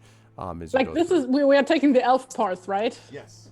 Yeah, okay, so basically what Inga is doing, she like at every account she she tells the story of like Thorin and his band who like traveled here and like their misadventures. Because that's like the type of story that dwarves from the Erebor tell each other when they travel here. I like the idea that as you're doing that, the River is probably setting all of it to music or whatever, and just like, oh, that's great. I'm going to use that lyric and that. Okay, so we are going At some point, Tani's like, "I'm not saying I'd like to build a summer home here, but the trees are actually quite lovely." No, wait, that's exactly. Pride. Good quality wood right there. If you were to build, okay, so when you yes. At one point, she even sings that song that Bilbo sang to piss off the spiders. Oh, lazy lob and crazy cob are building webs to find me. Yep. I don't know the English version. I only know the German version, but yes. How's it go? Probably How's that sounds go? Much more thrash metal. Oh Gott, how did it go? Dicke, fette Spinne sitzt dort auf dem Baum. Dicke, fette Spinne, siehst mich nicht im Traum. Atterkopf, hast du keinen Faden? Fällst aus dem Baum. I love the Atterkopf part. That's awesome. When you just pick up the Atterkopf, I love it. That's awesome. So with this sort of pleasant experience, all of you pass over. Also, I should say, by the way, that everyone is restored to full health. So you are not. Yay! So you're at 36 out of 36. Now you are not restored to no shadow points. So don't get too excited. But I was only being sarcastic here because I already had full health. Yeah, I know exactly. Listen, But it'll I'll take come. The no day shadow will come points anyway. when. I'm going to have us focus our attention for the first time since the beginning of this adventure. So it's been a long time, folks, since they've been on this side. Tani and Inga were on the east side of the forest, but of course, and Robar. Yeah. Right? Yeah. It was all Rosie three of you. was not. It was like, Rosie who was Rosie- different. Yeah, that's right. So all three of you are finally going back, as it were. So you are now on this side. And in fact, I'm going to with apologies, erase this thing because I really would like to actually see It's what time. I'm looking at. So, Sharian, the shadow points are the more that you are affected by the shadow, the more miserable you become. And as you gain more and more shadow points, it's, how did you describe it? Arv? It's like when Frodo just basically starts giving up. Yes, as you give in to despair and the worst portions of your nature. Yeah. And this has a way of doing that. Okay, I don't know where did Lillimon go? Oh, because like I deleted my lines earlier, like I also deleted the icons. Is this one of those, oh, I accidentally deleted Lillimon, I guess? No. Okay, all right. Like, okay. I No, mean, that's of fine. course. That's fine. You can put it back at some point. That's fine. Well, I can't. You have the token. I can't. I have the token. You have the Put him token. down. He's going to be huge. Yeah. Where the heck do I have it? Maybe I have it here. The line must be drawn here. No further. There we go. Huzzah! Giant pony. I am the one true God. All right. Let's drop that down to something rational. Okay. Alrighty. Oh, I just started playing Deadfire finally, and all I can think of is like the giant Eothas statue, just like leaving its footprints everywhere that nice. are larger than houses. Nice. Yep. But that Okay. was a pony. I have just given you control over Lillimon again. Thank you. Yes, that's a good call, Goblin Guy. Indeed, it is true. Okay. When you arrive in Dale, the town is filled to overflowing when you arrive. There is literally a sea of pitch tents that has sprung up, and I say literally because you can actually see them waving, the flags waving is sprung up around the Trader's Gate, and the Merchant Way, which is the road that leads to Esgaroth, is positively crowded. There is a carnival atmosphere in the town. In fact, although I love peaceful music and all that, we need let's give me this medieval town. Let's throw that up there. Let's see, we need more. For some reason, I don't have my carnival music. I don't know why I don't have carnival with Adventures in Middle Earth. Why would that? You know what I mean? Like, I'll have to come up with carnival stuff later. Anyway, they've been waiting for your arrival, so it's not quite like that. Because there is an abundant joy that mixes the excitement of the feast with the glorious end of the harvest season. Because as you arrive there, we're talking about, actually, I should have said that we were more mid-October, not early October. So when you arrive there, we're now basically in late October, heading into almost early November. And so there are, as you sort of begin to walk through the streets, there are peddlers who are offering you trinkets and sweets. There's jugglers, there's fire eaters, there are entertainers capering and dancing. Every inn is full, every voice is lifted in song. And in case anyone is like, what the heck is all this about? The reason is because, and you actually even heard the guards sort of chattering about it, that there was going to be this magnificent festival being held in Dale during the month of November to commemorate the 5th anniversary of what they call the Gathering of Five Armies. So it has been 5 years since the Battle of Five Armies, and so this is a rather significant milestone. And so they have told you that there's going to be, fireworks of special magnificence and, many others that are going to be joining here and all that kind of stuff. So one thing that occurs to you as you're sort of walking in there are several inns, but since none of you are actually from Dale, Ing is from Erebor, but there's no one who's actually from Well, Dale. technically she isn't. Her parents are. Her parents are, okay. Yeah, Well, she wasn't born here. Right, so even that. So so the idea is that since none of you are, you are a visitor like anybody else, so you may have some trouble finding lodgings. Although there are several inns, including one called the Drunkenstone, which is expensive, like 5-star, like Sheraton, Marriott, Hilton, whatever type thing. But you could technically use a little bit of money to get into that inn if you wish. Otherwise, you're going to have to basically sleep somewhere outside the town because people are out. Wait, so how far is, like, we are in Dale now, right? Not Vescaros. Yes, correct. How far is Dale from like the town basically like the gates of the Erebor. I would say, I'm sorry, did I say Dale? No, you're not in Dale. You're in Escaroth, not Dale. Sorry. okay. Because you're right. So you're right here. And, you know, it Like would town? probably be right here. Like there. And I would say you're probably maybe... because the road is really well traveled. Well, okay, actually, let me rephrase. I was about to say that you'd probably be about a day and a half's travel, maybe a day, except that the roads right now are crowded, so actually you got traffic. So it actually might take longer now because of that. And I should point out, by the way, that there is... I want to sort of give the party a chance to take in some of the surroundings because your meeting is not yet scheduled to happen with King Dane yet, Inga. And at the moment, Bard is away and is coming back soon, so he's not available yet, which gives you all a chance. First of all, you got to think about where you're going to stay, but also there is a huge market. Now, the market is no joke. First of all, you may remember that before the coming of Smaug, it was said that the toy market in Dale and in Escaroth was considered the wonder of the North, and they have tried to make up for lost time. So there are toys and games or curiosities. Basically, think Ren Fair times 10, okay? So like candies, apples, and figs. There's meat on sticks. There's ale. There's wine. There's dwarf spirits. There's mead from the Elven King's halls. There are carvings and banners celebrating the victory at the Battle of the Five Armies. There are stalls that offer stranger things.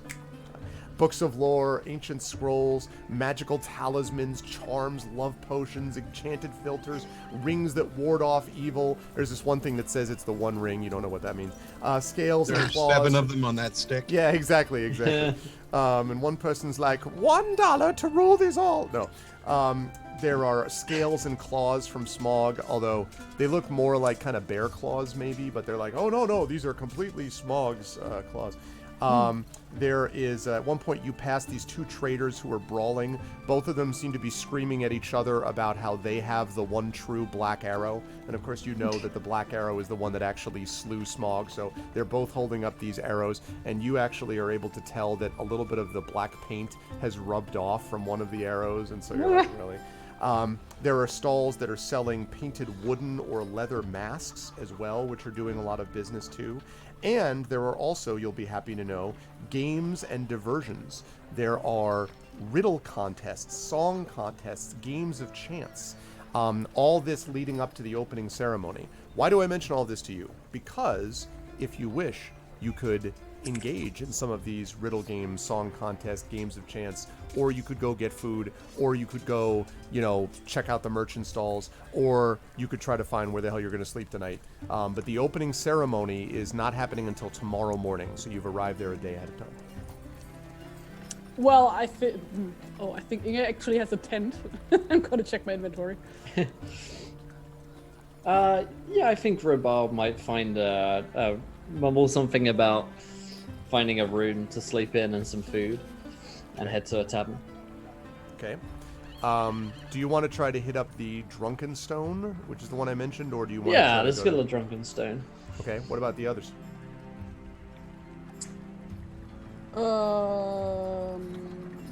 She does Maybe not have a fire. tent, so she also goes to whatever tavern he just picked.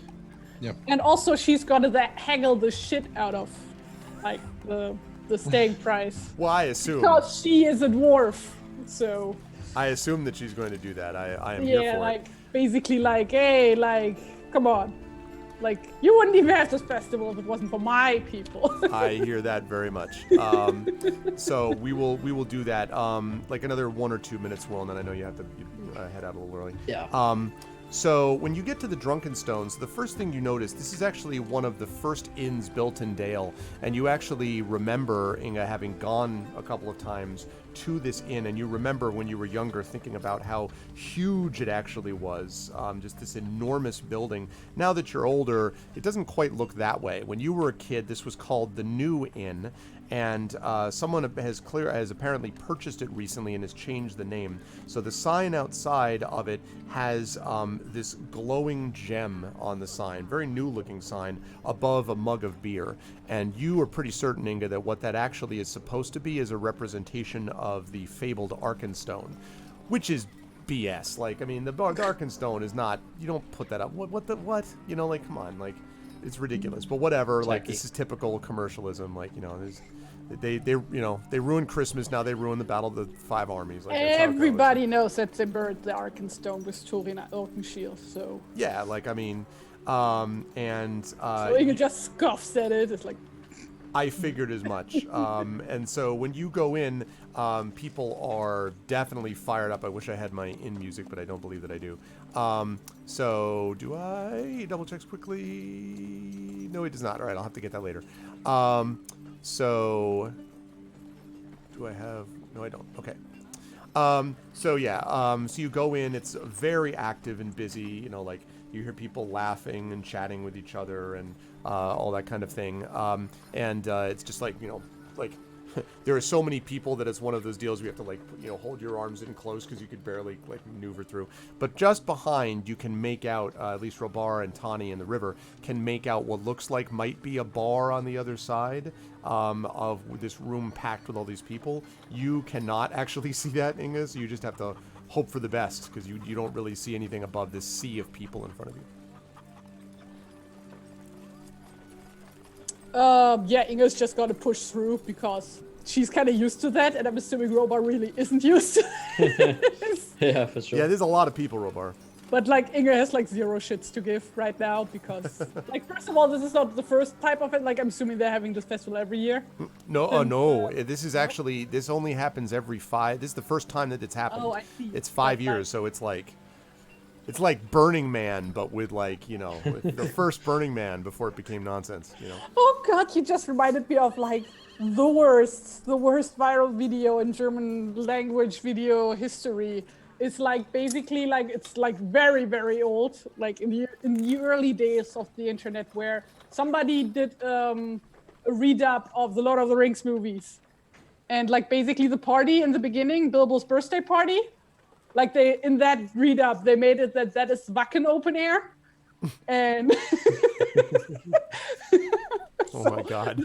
it's just what I can think of. Right. Oh, and basically that one guy going after the party going Wacken ist vorbei, du Spasti. Oh God. Well, so I mean, Great, this is. thanks for the memories. Yeah, no, my pleasure. I do what I can. But yeah, Inge is kind of used to crowds because of all the traveling, and she's been to a fair share of festivals in her life. And also she's been here often, I'm assuming. True, although never when it was this crowded. Yeah, but still, she knows how to navigate a crowd, I'm assuming. So you push and through. Also, she just pushes people to the side. Well, I was about to ask that. So you push through. Robar and Tani, are you doing the same? Are you getting in vector formation behind Tani as well? Just excuse me. I had this image of everybody move. Of Fezzik. Yeah, exactly. Thank you. So are you also pushing your way through to the bar? I mean, I assume gently, but yeah. So there are people kind of oh yeah, one person bangs into you, Robar, and they're just kind of Happy Five Armies. Are you one of the armies? Did you fight? I fought at the front line of the elves. Guy's clearly human, not at all elvish. I was there with the Elven King when he came. It was. Wow, it was great. Woo! Uh-huh. Okay, buddy. He's very cheerful. Push past. Okay. And then one person at one point is oh, you look quite impressive. And this is being said to you, Tani. And it's coming from a small voice that is down to the right of you as you pass along. And you can speak if you wish or not. I mean, it's up to you. But someone is. He'll glance down, but he's right. Really kind of trying to keep as low a profile as is possible for someone of his stature. In part because of what he's afraid is going to happen once he's discovered, and largely because since Will has to go, I want him to get as much of his stuff in as he can. I agree. I agree. So he looks down, and so you look down very quickly, and I don't know if anyone's ever had the experience of being in a crowded area with a young child, as I have been, and looking down, so it looks like you're, excuse me, looking through a forest. And then there's one small tree in the middle of a clearing. So it's kind of what it you're just looking down, and there's this halfling, who is Hobbit, obviously, who's looking up at you, and says, so do you see anything up there, like an exit? And Tony just jerks a thumb back toward the door. And he kind of has brown curly hair and kind of, oh, that's quite a ways. All right, thank you. If you happen to see my brother, you can't miss him. He's the only other halfling in this place. Could you tell him that I'm leaving? It's a little too crowded here for my tastes. And he sort of nods to you and then ducks down and literally begins to crawl between people's legs to try to get back towards the door. When you get up to the bar, you are there's a bunch of people there, but you manage to get enough sort of room out of the way. And there are at least 3 people that are kind of bustling about and filling mugs and like handing them out to people. There are constant calls for ale and wine and mead, and they're doing the whole bit. But still, it seems like, despite the fact that there's all these people there, it still seems like a relatively smooth operation. And there's one man, probably young, I would say, well, maybe only a little older than Will in real life, he says, with dark hair. And he sort of stands up at one point from behind the bar and sees all of you. He's clean shaven, and it comes over and, yes, my masters, what can I do for you? Welcome to the Drunken Stone, finest inn here in Esgaroth and Dale. Yeah, Ingo's gotta take the helm. Okay. And I keep saying, I put you in the wrong place. You are in Dale. I'm sorry. It was confusing. Oh, we are in Dale. Okay. Yeah, I'm sorry. They kept telling me something different. I apologize. You're in Dale. So Sorry. is there actually a need to get a room, or can we just like be at Inge's place before nightfall? You could probably, because you're gonna have to tell me actually, where is Inge's place located? Because I don't know if we Yeah, well, like in Erebor, like. No, I know, but like, you can't get to Erebor immediately. So it would take you probably the better part of 6-7 hours to do that. Okay, that's because what remember I it's up. Okay, it's then we are up staying to. the night. Okay, that's what I figured. Yeah. Okay. Yeah. So anyway. So yeah, Inge like basically puts one arm on the bar and is like, "We need rooms for my friends and me here. 4 people, one hound, and 1 dog." He looks over. Well, unfortunately, we don't have room for pets. There are stables, though, towards the gates of Dale, but it may be hard to find anything. We're a little bit packed, you understand. Big festival happening. And he looks back at you. Yes, I know. I was personally invited by King Dane to come here. Oh, really? I actually think that it's amazing how many of those personal invitations I've heard. So far, I've heard today that Bard, Dane, Gandalf the Grey, and Smaug himself have invited people to be at the celebration of his own funeral. It's really amazing. Not that I doubt you understand, but my goodness, there are a lot of people coming who claim they've been invited by celebrities. I don't know if Inge that's just like gets out the letter from the king. As you're doing this, it's like try, like I got it right here. Like you're trying to pull it out, and like, and he sort of like he takes a look. He says, it's quite a letter. It looks like an official seal. But well, I'm simply a business owner, unfortunately. And he carefully folds it, hands it back. I appreciate that you're handing this to me, but unfortunately, I am not King Bard. I wish I were. I could use more room.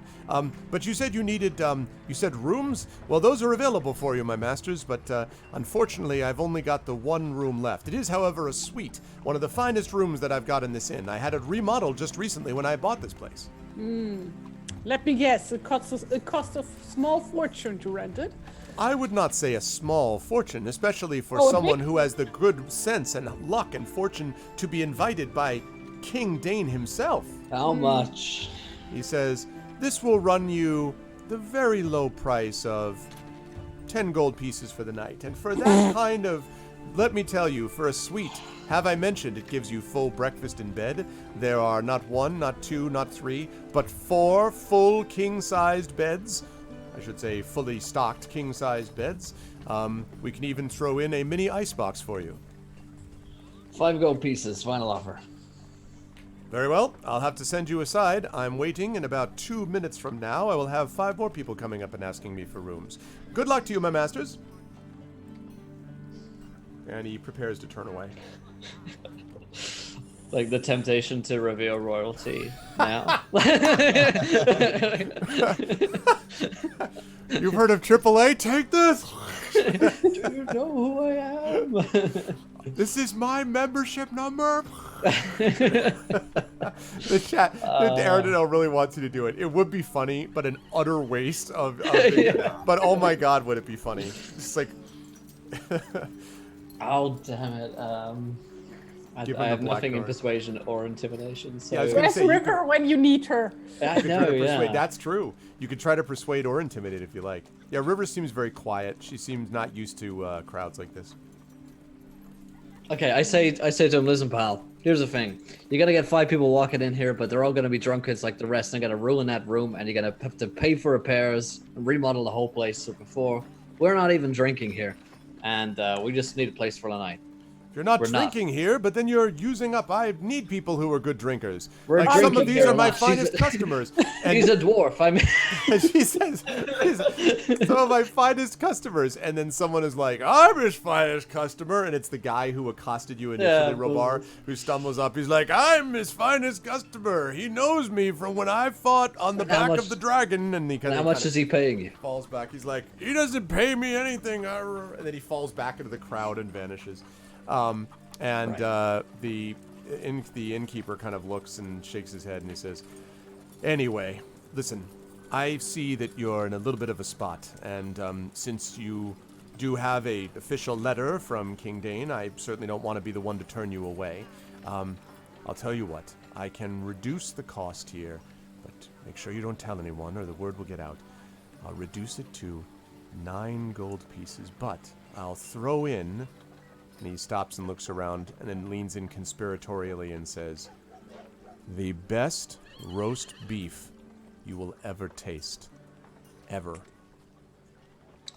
And he Have leans that back. much gold? I think probably you would have, I don't know if we've been talking about gold because it hasn't come up. I think you might have enough amassed if you basically use all of the gold that you have. Although, Yeah, I'd you're about to go rather. talk to some kings. It's the best roast beef. Exactly, Sharian. It is. Roast beef. He says, and fresh bread, and all the mead ale you can drink. I look between the 3 of us, so I guess the 4 I'm of like, us. nah. I'd rather sleep in a stable. He says, know but what, pal?" wait, masters, wait. Now, remember, if you stay at my place, not only will you have a home base of operations, there are plenty of places where you will be able to make plenty of money.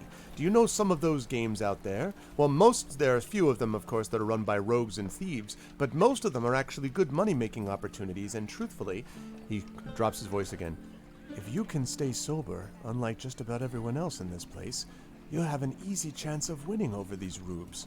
And someone says, Ruby! He's like, no, sir, not at all, not at all.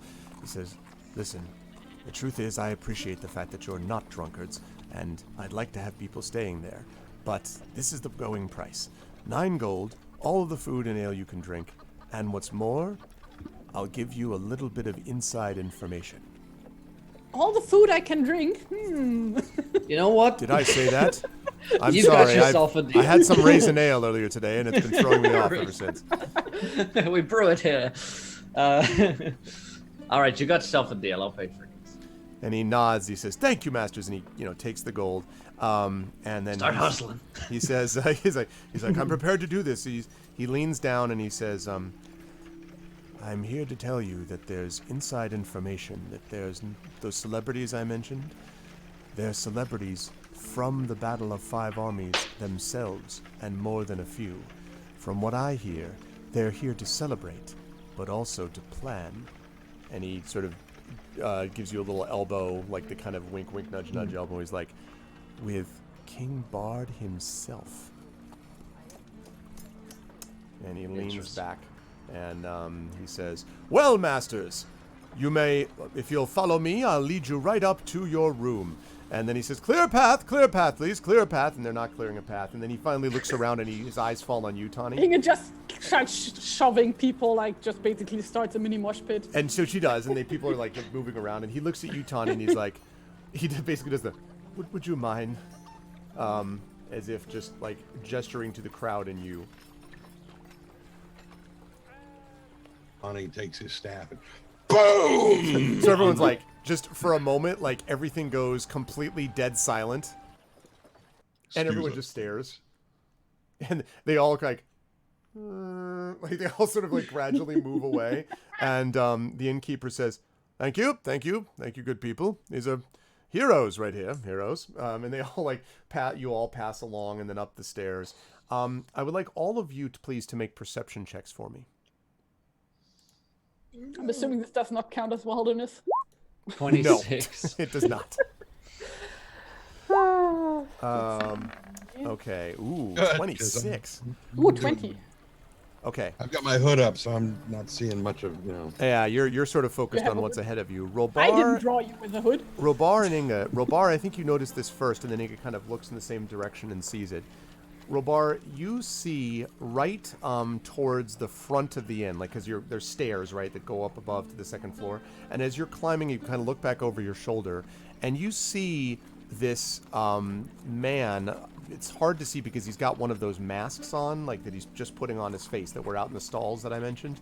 He's putting on one of those masks, but just for a moment, you catch look of at his eyes, which are focused almost in a incredibly keen way directly on all of you, on your party. And then as he sees you looking, mask is on, and then whoosh, he's out the door. And you pretty much see that too, Inga, because you see sort of Robar stop and look, and you look in that direction. You don't see him put the mask on, but you definitely see someone staring in your direction with the mask first. Like, you didn't see the face first, but you see him staring in your direction and then turning and then out the door. What was that about? Not sure. Oh, well, let's get to our rooms.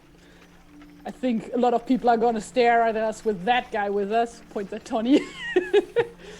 Tony tries to slump down even further. You Just wait successfully till get we to get- 1.5 feet above it, Inga. Just wait till we get to the Erebor. Like, then you will all properly stick out. You'll see. All right, as you go up to your room, I know that Will's got to leave a little bit early, unfortunately. I gotta run here really, Gunsliers, I'm sorry. Yeah. So I will give Will a chance to just say goodbye, and then we will be going for another 15 minutes chit-chat for the rest of Tani and Inga. Will, thank you as always. Great pleasure. How'd you feel about stuff? Where will the fine folks see you next, besides here next Tuesday? Yeah, loved today's episode. It was great. Helena / Melania is alive. Woo! Saved some people from a burning building. That was pretty good. Rolled some nat 20s. I see everything. Yes. Almost revealed my royalty. I'm excited Tavern. actually to have like a I know it's a wilderness adventures, but like a non-wilderness moment. You know, scene or so where like having to deal with people. I think Robar's gonna hate it because he hates people and having to be around too much, but it's also going to be a fun chance to get some politics, and that's that side of role playing in. We're not very political minded sort of characters, so Tony's going to have to do all the speaking again. Good. As is the case whenever we meet. Lovely. Tony's bigger. But yeah, you can follow me and all the stuff I'm up to at Encounter Roleplay on Twitch. I'll say hello in Twitch. You want to go follow me there? Yeah, but I'll be back. I think we're back next week, right, for the next episode? Yes, next week, which is going to be a big one. You got some contests and the opening ceremony of this thing. So, stuff going on. Awesome stuff. Thank you, Will. Well, Hope everything's all right. And Yes. Are you able to leave your cam on, or is that I'm cool? not, unfortunately, because I have to go and make a call. But That's fine. Then I will switch it off. No problem. I'm sorry. Yeah. Thank you, guys. Lots of love. I'll see you soon. Bye. Always a pleasure. Thank you, Will. Definitely go follow him over there, folks. All right, just give me 1 second to adjust. That is not a big deal. We means we just lost Inga, and that's fine. No, just kidding. We can't. But we have a cabinet. We can't go without Inga, so we'll move that over. All right, there we go. Lovely. Okay, so no, we wouldn't lose. We would never lose Inga. That would not be. That would not be. Well, you did say you would permanently ban anybody who would suggest that you put raisins on your bagels. I so- know, and you're taking advantage of my my goodwill towards you, and No, your goodwill just left. Hey! Nice, well done. I guess he didn't tarry. Woo! All right. Everyone's like, all of a sudden the numbers collapse. Like, why are there only 2 people in chat? I don't know. Okay. They couldn't bear anymore. Hey! There, now we got all the characters. Now we can keep going. It's pretty tunny. All right.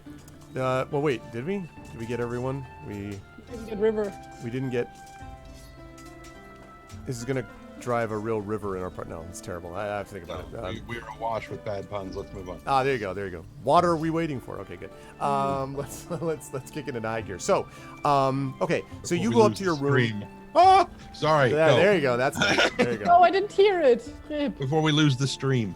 Ah. Before we lose the stream, nice. Oh well, all these puns are now water under the bridge. Let's get Yes. going. Outstanding. I will brook no more interruptions. Yeah. Hey! Woo! I am there. I am there for it. Stones. Let's move. Everyone, Chad is just like, at some point this will end. At some point. All right. Will it though? Will it? So here we go.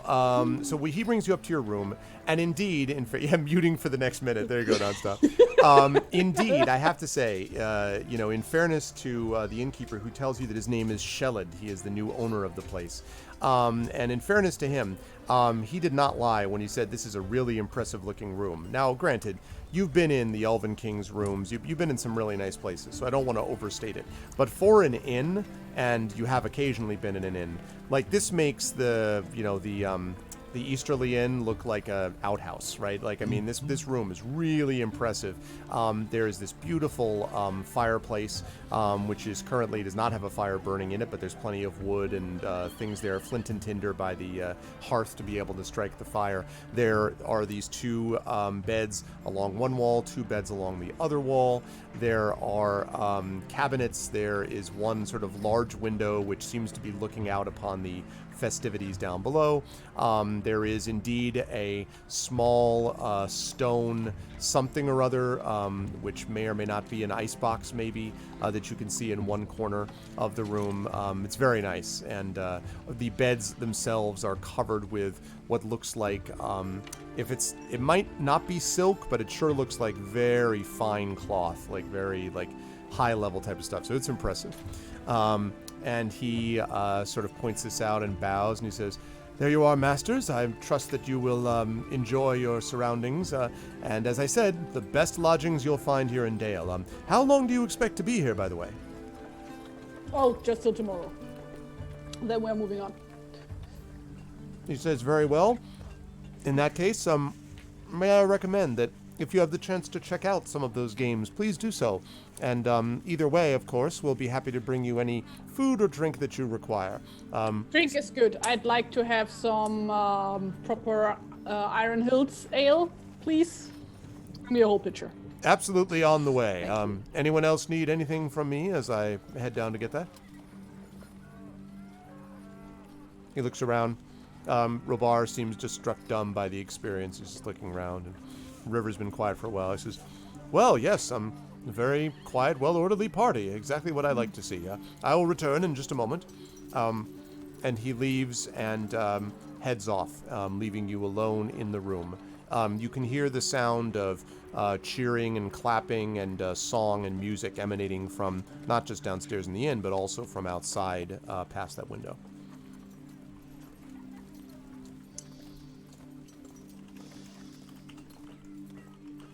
Oof. What time of day is it? It is, let me see, currently it was day one. You arrived just about, I would say, midday, so probably about maybe a little later than midday, maybe about 1 o'clock or so. Oh, okay, cool. Yeah, basically, Inge, I'm assuming she just left Lilleman at the stables at the front gate or something. Yeah, she had left them, well, no, I think actually, that's a good point, actually, Don't know dealing how with the that people. works. Yeah, Either way, you would I'm have assuming Lilleman is taken care of. Well, Stone is with you. Lilliman was actually tied up, I think, just outside. If you want, you can have one of the. They'll basically ask you to pay an extra gold, but you could get one of the workers at the inn to bring Lilliman to the stables at the front, and basically kind of like wink, wink, nudge, nudge, put Lilliman in a good spot in the stable, even though there really isn't any room left in the stable technically, type of deal. The Shellid swears up and down that he will make sure that the person will use the utmost care and that he will personally destroy anyone who does anything wrong. Shellid seems very eager to please. well, I don't think we have that money. Also, Inge's gonna like take care of. Like, I don't know what the exchange rate is for, because like I know that the exchange rate is different than from regular D&D. Tried to find the page, but I don't have it bookmarked. But like, That's a good question. I will look. Inge doesn't mind wandering the town for a bit to find a stable place for. Okay. Well, yeah. I mean, if you want, all of you could go out or not. Tani, what are you planning to do? Are you going to head out with them, or what are you thinking about? Tani does not like the idea of showing his face here at all. Mm-hmm. Oh, why? Because... Oh, like Inge's actually gonna ask that, like when she's like about to head out. Hey, are you coming along? No. Why not? This is like once in a lifetime opportunity, and also I am not gonna sit in a room and just drink my sorrows away, like basically on the day we celebrate my husband's death. So I'm gonna go out and celebrate a bit to forget my woes. Enjoy. So what are you gonna do? Most likely sit here until it's time to leave. It's gonna be till tomorrow morning. I've suffered worse.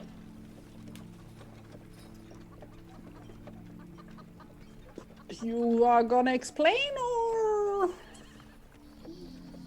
If you want me to, I will. But you might not like it. Okay. I found the exchange rate very quickly, Tony, if you need it. So, what do you have right now? I have 37 silver. Okay, so 1 gold piece is 20 silver. Okay. So that means you have essentially almost 2 gold. Okay.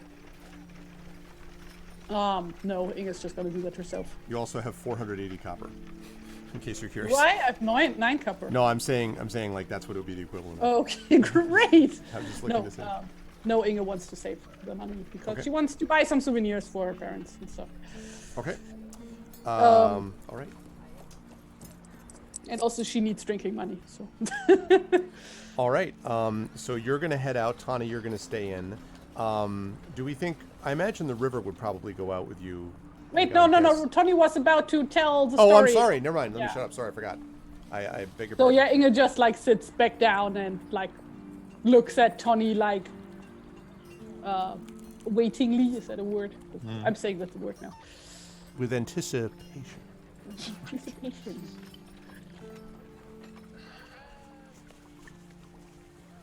Did she say whether she was in the Battle of Five Armies or not? No, she didn't outright say it, but you should be able to have deduced that she wasn't herself. From like what she has told before. I think. Wait, did she actually ever tell Robar and Tony about her husband? I know River knows.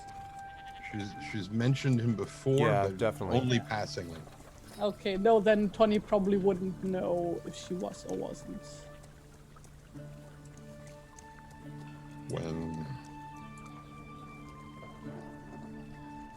When I last came here for the Battle of Five Armies, I came here to fight.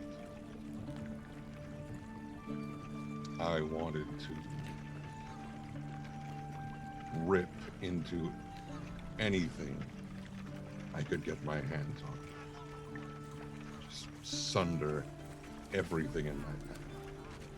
I didn't care who it was. I didn't care what it was. I just wanted...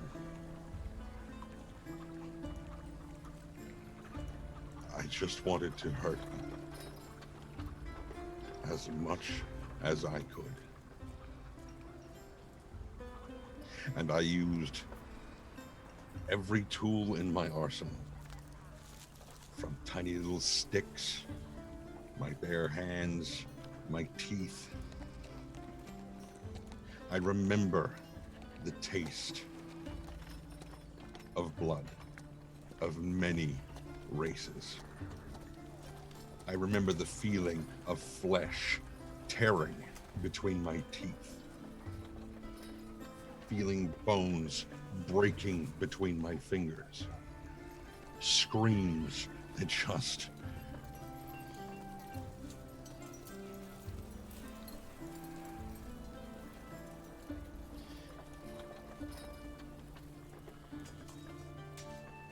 I could very easily, and quite possibly on a few occasions during that fight, have been mistaken for someone of the other side. And there are many hours that I do not remember. But given the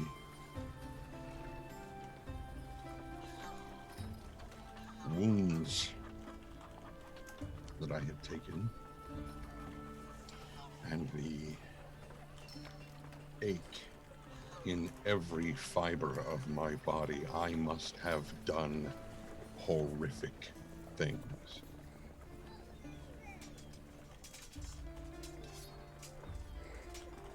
For most of the time that you and I have known each other, there have been, especially early on, moments that you were angry that I would not fight. And if you had seen the way that I was, you would not have had any problem with me sitting those battles out, because I would just have likely have torn your throat out as anyone else's in any of the fights we were in if I lost myself again to who I used to be. There are people out there right now who remember this face, either in the battle or in the aftermath, as someone who either hurt them or someone they loved. And I cannot face that.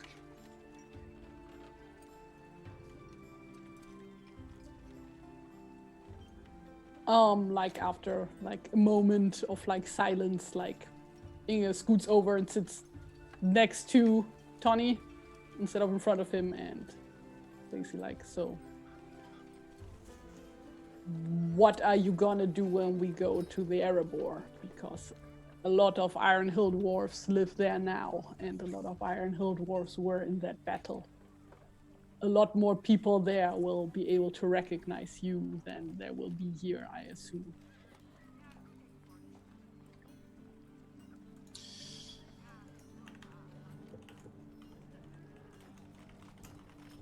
As far as I'm concerned, that invitation was extended to you.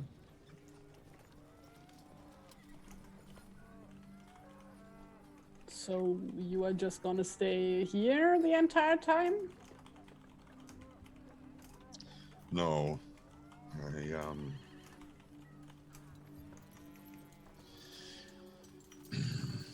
I'm sure that I can get out of the crowded spaces, go outland a little bit, find some quiet clumps of trees or something to set up a small camp in or something. I can rough it. I've done it before.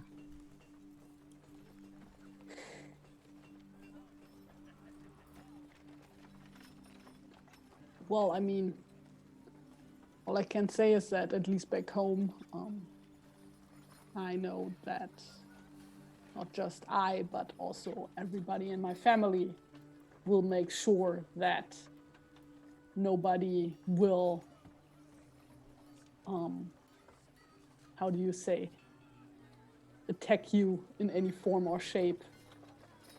I bet many who, I mean, I've not been there myself, I've only seen the aftermath when I got there a few weeks later.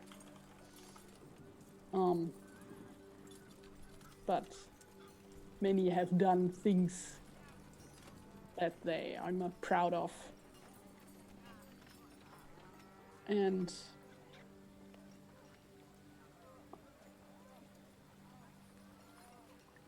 it's been a big battle. Like, how likely will it be that we will run into the people who would recognize you?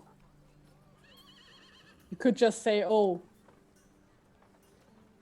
all us men look alike to you dwarves, you know. It's I'm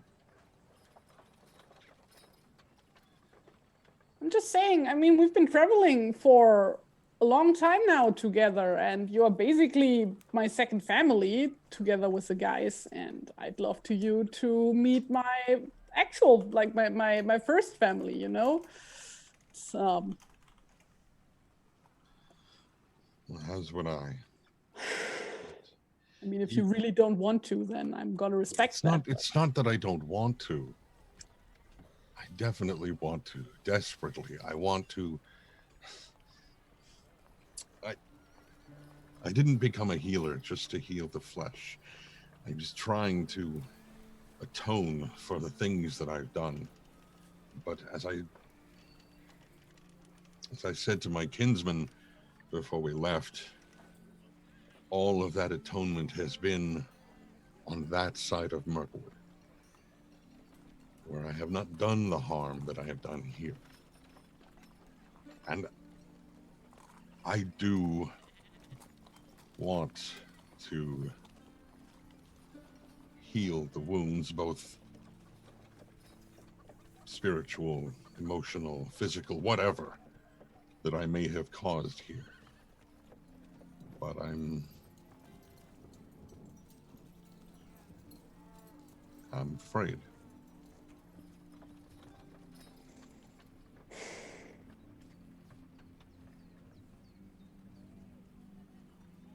Well, I mean, if it helps, we could try to avoid the main roads and just take one of the side gates to my family's house to avoid crowds.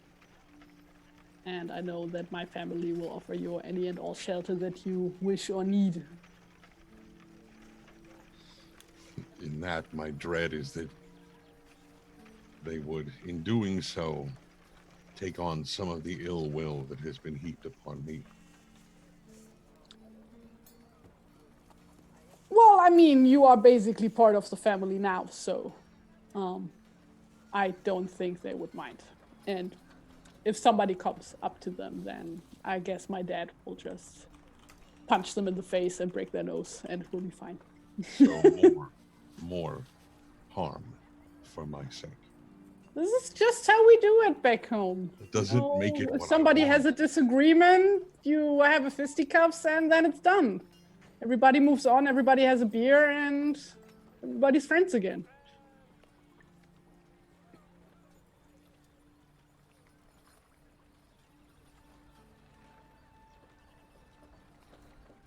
I tell you what, since you are obviously not gonna come out today, how about you think about this, what I said?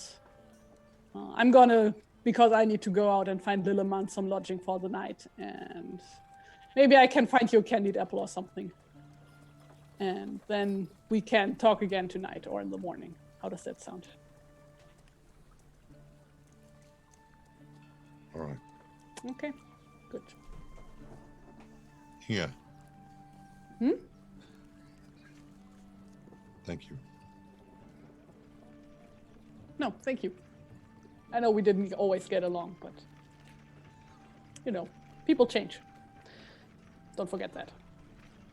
And perception of different people change. Here's to hoping. And then Inga gets up and gets out. And as Inga pushes her way through the crowd again, and then out of the inn, there is one moment where you see Inga walking away from the inn, and the same man that you saw at the door, or the same person that you saw at the door with the mask, looks up at the window, at the room where presumably you would be, Tani, and then looks back over at Inga, and then lowers his head and has gone into the crowd. And that is where we are going to end the session for today. really lovely moment at the end, which was a nice way to close up what was. I had a lot of fun with this session, except for where I had to eat the raisins at the beginning, but everything else was great. What do you mean? That was the best part. That was the best part. That's pretty good. We'll talk about the two people first that are not here. So again, Amal Matar is just checked out of her hotel and is traveling back. She'll be back with us next week. Please go check out This Is How You Win the Time War. This is Amal and Max Gladstone's newest novella. It has been doing really well in pre-buzz. They actually sold out of the first printing before it even released officially, which is, for the record, pretty amazing. And so that is now available. Please go get it, not just to support our friend Amal, but because she's a very good writer. So is Max. I am going to be buying it sometime this week because I want her to sign it when I actually see her in October. So definitely get her book and support Amal's work, and you will see her back here next week as the River. Also, thanks to Will today. Robar, I thought, had a really, very great, had a really fun session for me to just lore master and watch him doing all the various things that he did. I really almost was half rooting for him to reveal royalty just for the humor, just for the lulls. But yeah, doing that in front of a tavern is probably not the best idea. So, so he managed to control himself. But you can find Will at Encounter Roleplay, and you'll find a lot more coming from Will pretty soon. Will's got stuff going on, so you will definitely want to check that out. And that leads us, of course, to the two people who are still here as we close up shop today. And first, that is Terry Toons, who played Inga today. Terry, again, very lovely stuff. I really enjoyed that moment with Tani and Inga at the end. And also, Lilimon got his chance to be a hero. What I like about that is that you had the same reaction that... Again. Right. Oh, yeah, multiple times.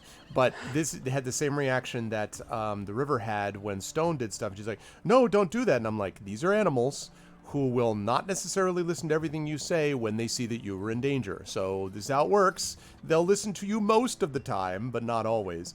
Nonetheless, Lilimon got to act heroically also, and Inga had a lot of good moments today. So how'd you feel about today? Where will the fine folks see you next? Oh, today was a lot of fun. I'm really glad we got to do that. Like the last bit, did not see that coming, but need to take the opportunities when you see them. Definitely. Definitely. Yeah, definitely. So that was great. Especially because in gaming you rarely have a chance for these quiet moments where things can just be about character development and backstory and these kind of things, because it's questing and fighting and stuff. But so that was very nice. It was good the type stuff. of moments I tend to miss in not talking about this game specifically, just in general, throughout all my role-playing gaming history. These are the type of things that always come too short, I feel. Yep. And by the way, before you tell everyone where they can find you, that's also a nice little grace note to the relationship you had, because you're quite right. I mean, there were times where Inga got pissed off at Tani because she felt like Tani wasn't, fighting. And that was just a nice moment, I thought, to be able to kind of bring some of that full circle. That's the beauty of having a longer campaign, is you can develop that over time. So, and in case, if some of you were like, but where did that happen? Well, you've got 47 other days to listen to, and then you'll find it out. So anyway. Yeah, basically in the beginning, because Tran always mentions at the beginning of every stream, Tony is a pacifist. And it's okay, but at this point, it's a bit difficult to tell because he does actually do some fighting. I mean, but at the beginning, he didn't do any fighting, and Inga got really pissed about that. Now because he's he's not pulling his weight and just doing us, letting us do all the dirty work and stuff. So, but yeah, he had to basically earn her respect, kind of. Yep, and it was cool to get see out it. of her own ass. Well, I was going to say, there was, also Inga really had to kind of open herself up a little bit too to the possibilities that there may be more to the story or whatever. So that was very nice either way. Where will the fun folks see you next on the internets, etc., Terry? Well, over here next Tuesday, I'm assuming. There might be a slight chance that I might not be able to get next week. Who? What? No. I need to see about that though.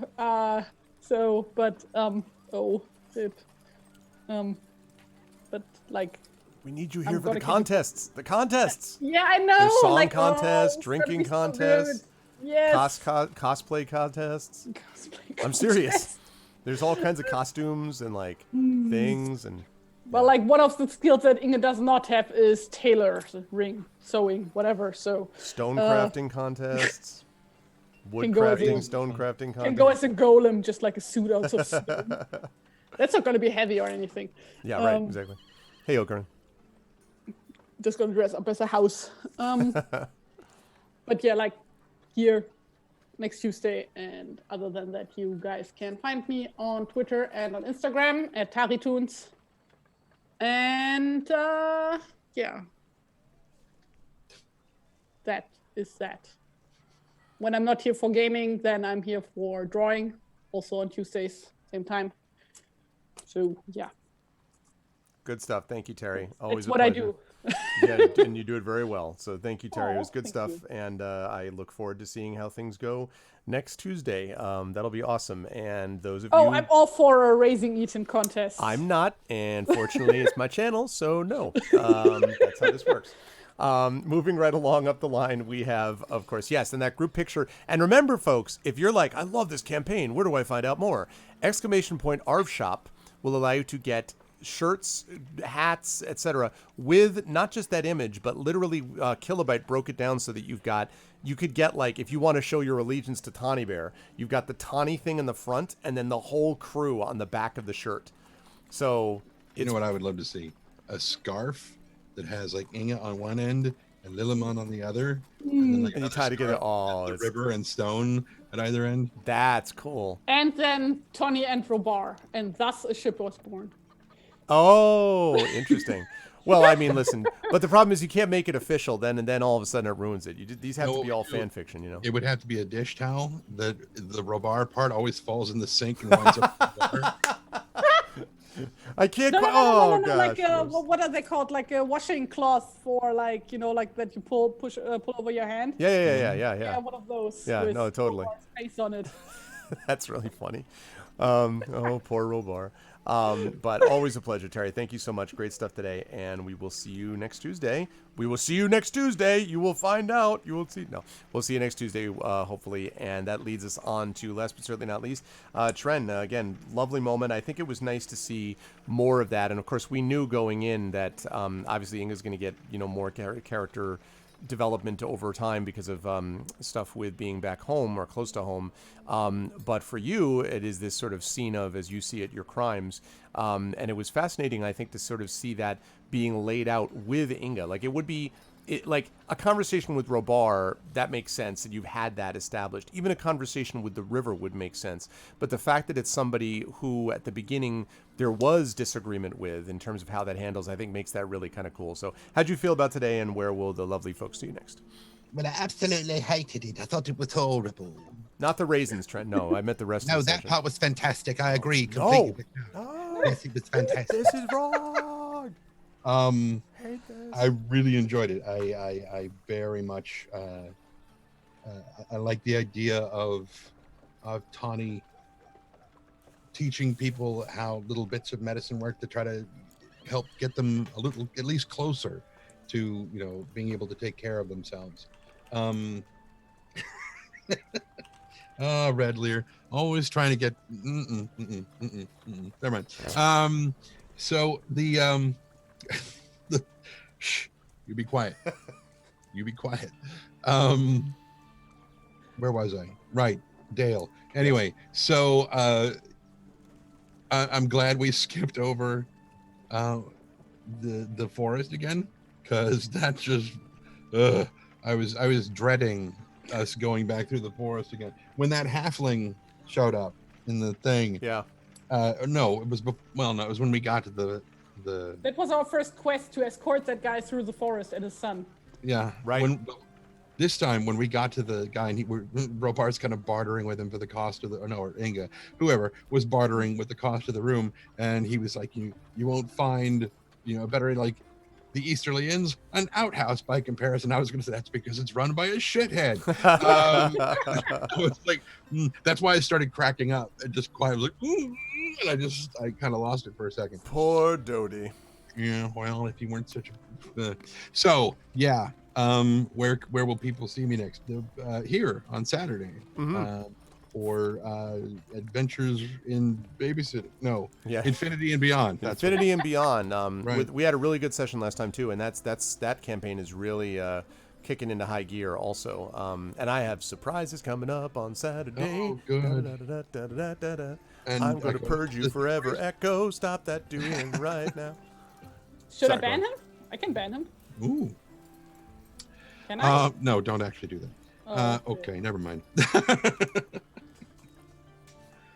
All right, so yeah, I'll be here for that. Aside from that, if you want to, You typed him out. if you just Just a 5 little seconds. correction. didn't the last time somebody get timed out in this channel, it was for like 1 second. I didn't see the 5. Well, yes, this was he. Do you see how many times he put raisins on the screen? He's lucky. Yeah, of course I did. I can still see it. Anyway, so okay, so we get punished because okay, all right, I see how it is, Echo. All right, fine. We don't need your inspiration. That's cool. It's fine. No big deal. Anyway, so if you, for whatever reason, you just feel like you haven't gotten enough of my voice for some whatever, there are the links that were put out earlier about the various audiobooks, radio plays, video games, whatever that I've taken part in. And if you just search for my name, Trendane, on YouTube, you'll find my demo reel there, and you can hear like 12 different voices that I did, you know, some of which are from a book that I might be narrating. Mm-hmm. I was just saying to Trent before that audiobooks are booming, and I could not be happier that may mean that this incredibly talented voice actor and audiobook narrator will get even more attention, and I think that's great because I really admire good voice talent. And you know, obviously, I think it was Coven Guy at one point who said earlier, he's like, "Is that Trent's voice or is that just an effect?" I'm like, "No, that's just Trent. That's Trent being Trent." So, and one other piece, I'm in the process of narrating a piece for the Escape Pod. Yep. And one of the characters in it is named Arvin. Really? Arvin. Oh, Yeah. well, yeah. Yeah. Good thing. I was going to say, I was like, I got a copyright. Oh, well. Trademark. Every time I say his name, I'm like, what? No. Okay. Different spelling, different person. His actual pronunciation is Arvine. Is totally, yeah, Arvin and the monk chips. Exactly. It just sounds like people have been running CAD file over a mandolin. Just fry those up. That's funny. For those of you who love CAD file, because Derek Jacobi is just fantastic. Derek Jacobi is fantastic. But that is going to do it for this group for today. Great stuff today. I am looking forward to next week for AME, and of course Saturday for Trend for D&D with Infinity and Beyond. So, chat, can we get some love for our wonderful players? Thank you to Trendane. Thank you to Will. Thank you to Terry. And, of course, thank you to Amal. We will have everyone back next week. Much love to all. Thank you. See y'all soon. Bye. And that is going to do it for this lovely crew. And they really are. I mean, joking aside, like I was having a lot of fun with them today with the whole raisins thing. But it's a great pleasure to be able to DM and GM for all my campaigns. I'm so fortunate. I have 4 campaigns right now that are going that I am specifically DMing. So that's Esper Genesis. That is D&D with Infinity and Beyond. That is D&D with GOG Storm King's Thunder. And that is this group, Adventures in Middle-earth, Wilderland Adventures. And I could not be happier with any of them. They're all great in their own ways. And I just feel really grateful that I've got, you know, great players to be able to play with, because it makes my job a hell of a lot easier when I have that going on. So I really hope people understand like the kind of quality role playing that's going on here, because it's really good stuff. And I'm so excited because we get all these parties going on next week, and they're going to do all the contests, and then there's all this political intrigue, and it's going to be sweet. I'm digging it. Yes. Now, as far as the schedule is concerned, that is correct, Coven Guy. we are going to be doing D&D with GOG in about 45 minutes. That will be Storm King's Thunder, which is an ongoing campaign. So that will be joined over there by Screaming Joypad, by Darksaber 2K, by Pyron Jade, and by Tasty Chai. That crew will be over there, and it's going to be a good time, and I can't wait. And I got a surprise, a little bit of a surprise for the people there in that campaign as well, so that's going to be good times. So that's going to be happening at 4 p.m. over on GOG. Then, as a quick sort of scheduling reminder for everybody, on Friday, I will be back here with Masters of the Dungeon. That will be starting at 8 p.m. That will run for 2 hours. That's myself, Little Red Dot, and the digital DM, Dave, will be with me as we talk about all things DMing, GMing, lore mastering, and so on for our little roundtable discussion. And then at 10 p.m. I will return to Deus Ex Human Revolution, which I've been having an incredible time with, having a lot of fun with that game. That'll be Friday night. Then on Saturday, we have got again the return of Dungeons and Dragons with Infinity and Beyond as we return to the Curse of Strahd, and I've got stuff going on there too. So that's going to be a lot of fun. And then next week, we get back to, on Tuesday, more Adventures of Middle-earth, and then Pen and Pixels, Pathfinder Kingmaker, and then in the evening, next Tuesday evening, so not this week, but next Tuesday, we have got the Arvocalist, my voice acting team, will return to you with Apollo Justice Ace Attorney. So that's what we've got going on over the next week. I'm very excited about that. It is good stuff. So, no, that's awesome. I'm could not be happier with all the campaigns that are going on. And I want to remind everybody, by the way, that remember, the content for the channel is expanding. We have Hearts of Wulin, which is coming up on Monday, actually a week from yesterday. We've got Hearts of Wulin, which is our Wushao inspired. If you like Crouching Tiger, Hidden Dragon type stuff, this is the role-playing game for you. That doesn't have me, but it's hosted on my channel, and I'm very excited for that. Had fun watching the opening version of that, the opening episode, and there's more to come, of course, of that.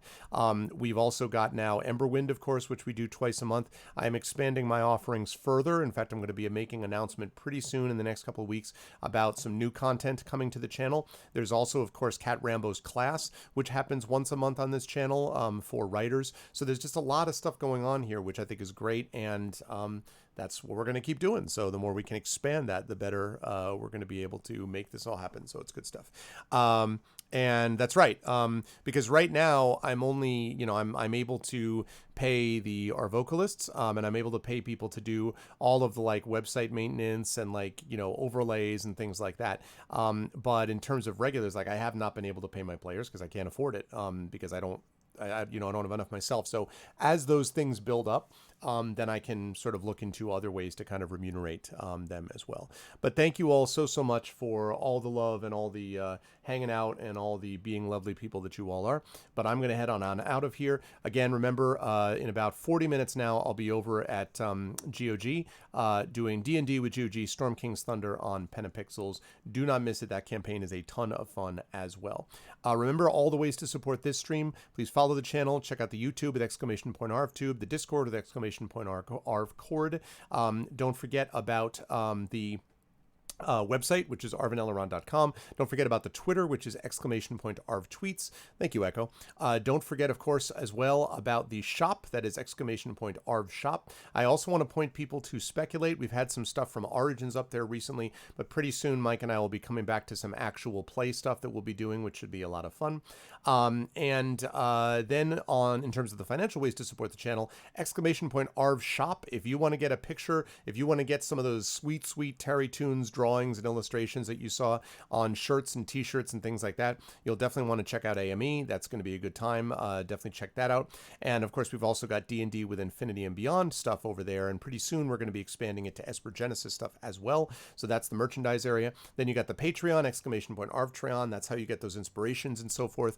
I would love to see those used today and next week and whatever. That's what they're there for. So you can get inspirations. You can also get copies of my band's albums, critiques of your writing, epic character backgrounds, a lot of things that you can get if you support the Patreon. So please consider doing that. And then last but certainly not least, that sub button right above the video window, which is currently sitting at about 72 subs, something like that. That also helps too. So please consider jumping on board because that would be awesome. Oh, that's cool. I'd actually love to see that trend too. That'd be really cool. Anyway, that is going to do it for me for this evening. Thank you to my wonderful people who all hung out here. Thank you to my wonderful mods, Airdanel, Dragonspear, Terry Tunes. Thank you to my wonderful subscribers, Airdanel, Dragonspear, Terry Tunes, Echo Alpha X5, Nonstop, Ballstag, Coven Guy, Red Lear, Trendane, and you Christensen. Special thanks to Terry Tunes and Trendane for their amazing work today, along with, of course, Will and Amal, who was not here, but safe travels, Amal. We'll have you back in next week. And also thanks, of course, to Ballsteg, who is, of course, one half of the amazing Athos Arts that is publishing Icarus. As a reminder, everybody, the Icarus backer kit is now live, which means if you missed the Kickstarter, you can pre-order copies. So that also is a big thing that can definitely help us out. Please go over and pre-order a copy of Icarus and or Jelinek. You can get it in ebook, you can get it in paperback or hardcover. So please go over there and let's continue to build that as well if you want to be able to see that particular book. This is available to you, so that would be good as well. Thank you to my wonderful viewers. I think I said thank you to you, Christensen, but if I didn't, thank you. Oh, you added PayPal and it worked. Yay! Awesome. That's awesome. Thanks, Second Obs. I appreciate that, man. That's right. I'm glad that was able to work out because I know that was an issue with the card and everything. So thank you with not having with Kickstarter not accepting the card. So I'm glad that Backer Kit does. So thank you. Indeed, Ardenel. Oh, man. And if you go over to the backer kit, you can actually see the layout of what the paperback's going to look like and what the hardcover is. Oh, my God. I am so excited to actually see, to hold the hardcover. Even after many years of writing, just getting a copy of that book is really a big thrill. So it's going to be awesome. And in answer to that question about the Jelinek audio play thing, we are thinking about it, Coven Guy. I can't give any details about anything yet. I would love to do it, but it matters about whether the resources will be there to do it. So we will see, is basically my answer to that. We'll think about it. Oh my God! Lone Wolf with a resub! Thank you, Lone Wolf, so much. Thank you for the tier 2 resub. Thank you, Lone Wolf. And actually, Lone Wolf, that means I think I owe you an inspiration, I think? Does that mean do I owe you an inspiration? Did you use it the other day or no? Yeah, did you use that the other day, Lone Wolf? Or not?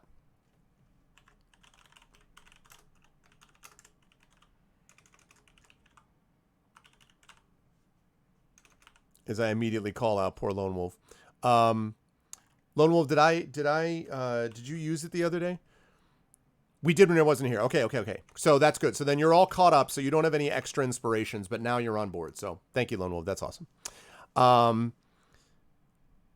Oh, yeah, of course. Jelinek, the new graphic novel, is literally the second half of the Icarus story to date. I'm not going to say it's the end of all the stories relating to Icarus and Jelinek, but it is the end of that part of the story. So, yes, it is the direct sequel, basically, to Icarus. Echo. Yeah. So thank you to Angel of Flight. Thank you to Cash Bear, Commander Root, Cyphus, Delta Jug. Thank you to ECAG, Electrical Longboard, Energies Bot. I don't know if I've seen you in here, Energies Bot, or if you're actually a bot. If you're actually a bot, whatever. If you're not a bot, then welcome, and I hope you like what you saw and heard and will support in the ways that I mentioned. Thank you to Arendt. Thank you to FreddyBot, to Gigafrost, to Gorgar. Thank you to Host Miraffle. Thank you to Jagtress, Lurks, Moobot, I guess. Thank you to Okiron. Thank you to Second Obs. Thank you to Sharian. Again, thanks for the pre-order Second Obs. Thank you to Sharian. Thank you to T-Bank, Tade, V&K. Thank you to Video Store Cowboy, of course, and you'll be hearing more from that gentleman soon. And thank you to Virgo Pros. Thank you all so much. Much love to everybody. Great session today. And yeah, no raid today because we're in about 35 minutes. We're going to be heading up to GOG for Pen and Pixels and D&D with GOG Storm King's Thunder. So head over there. Carpe diem, as they say, which means seize the Dungeon Master. And I'll see all of you lovely people soon. Thanks, everyone. And until I talk to you in just a little bit, be good to each other. Have a good one.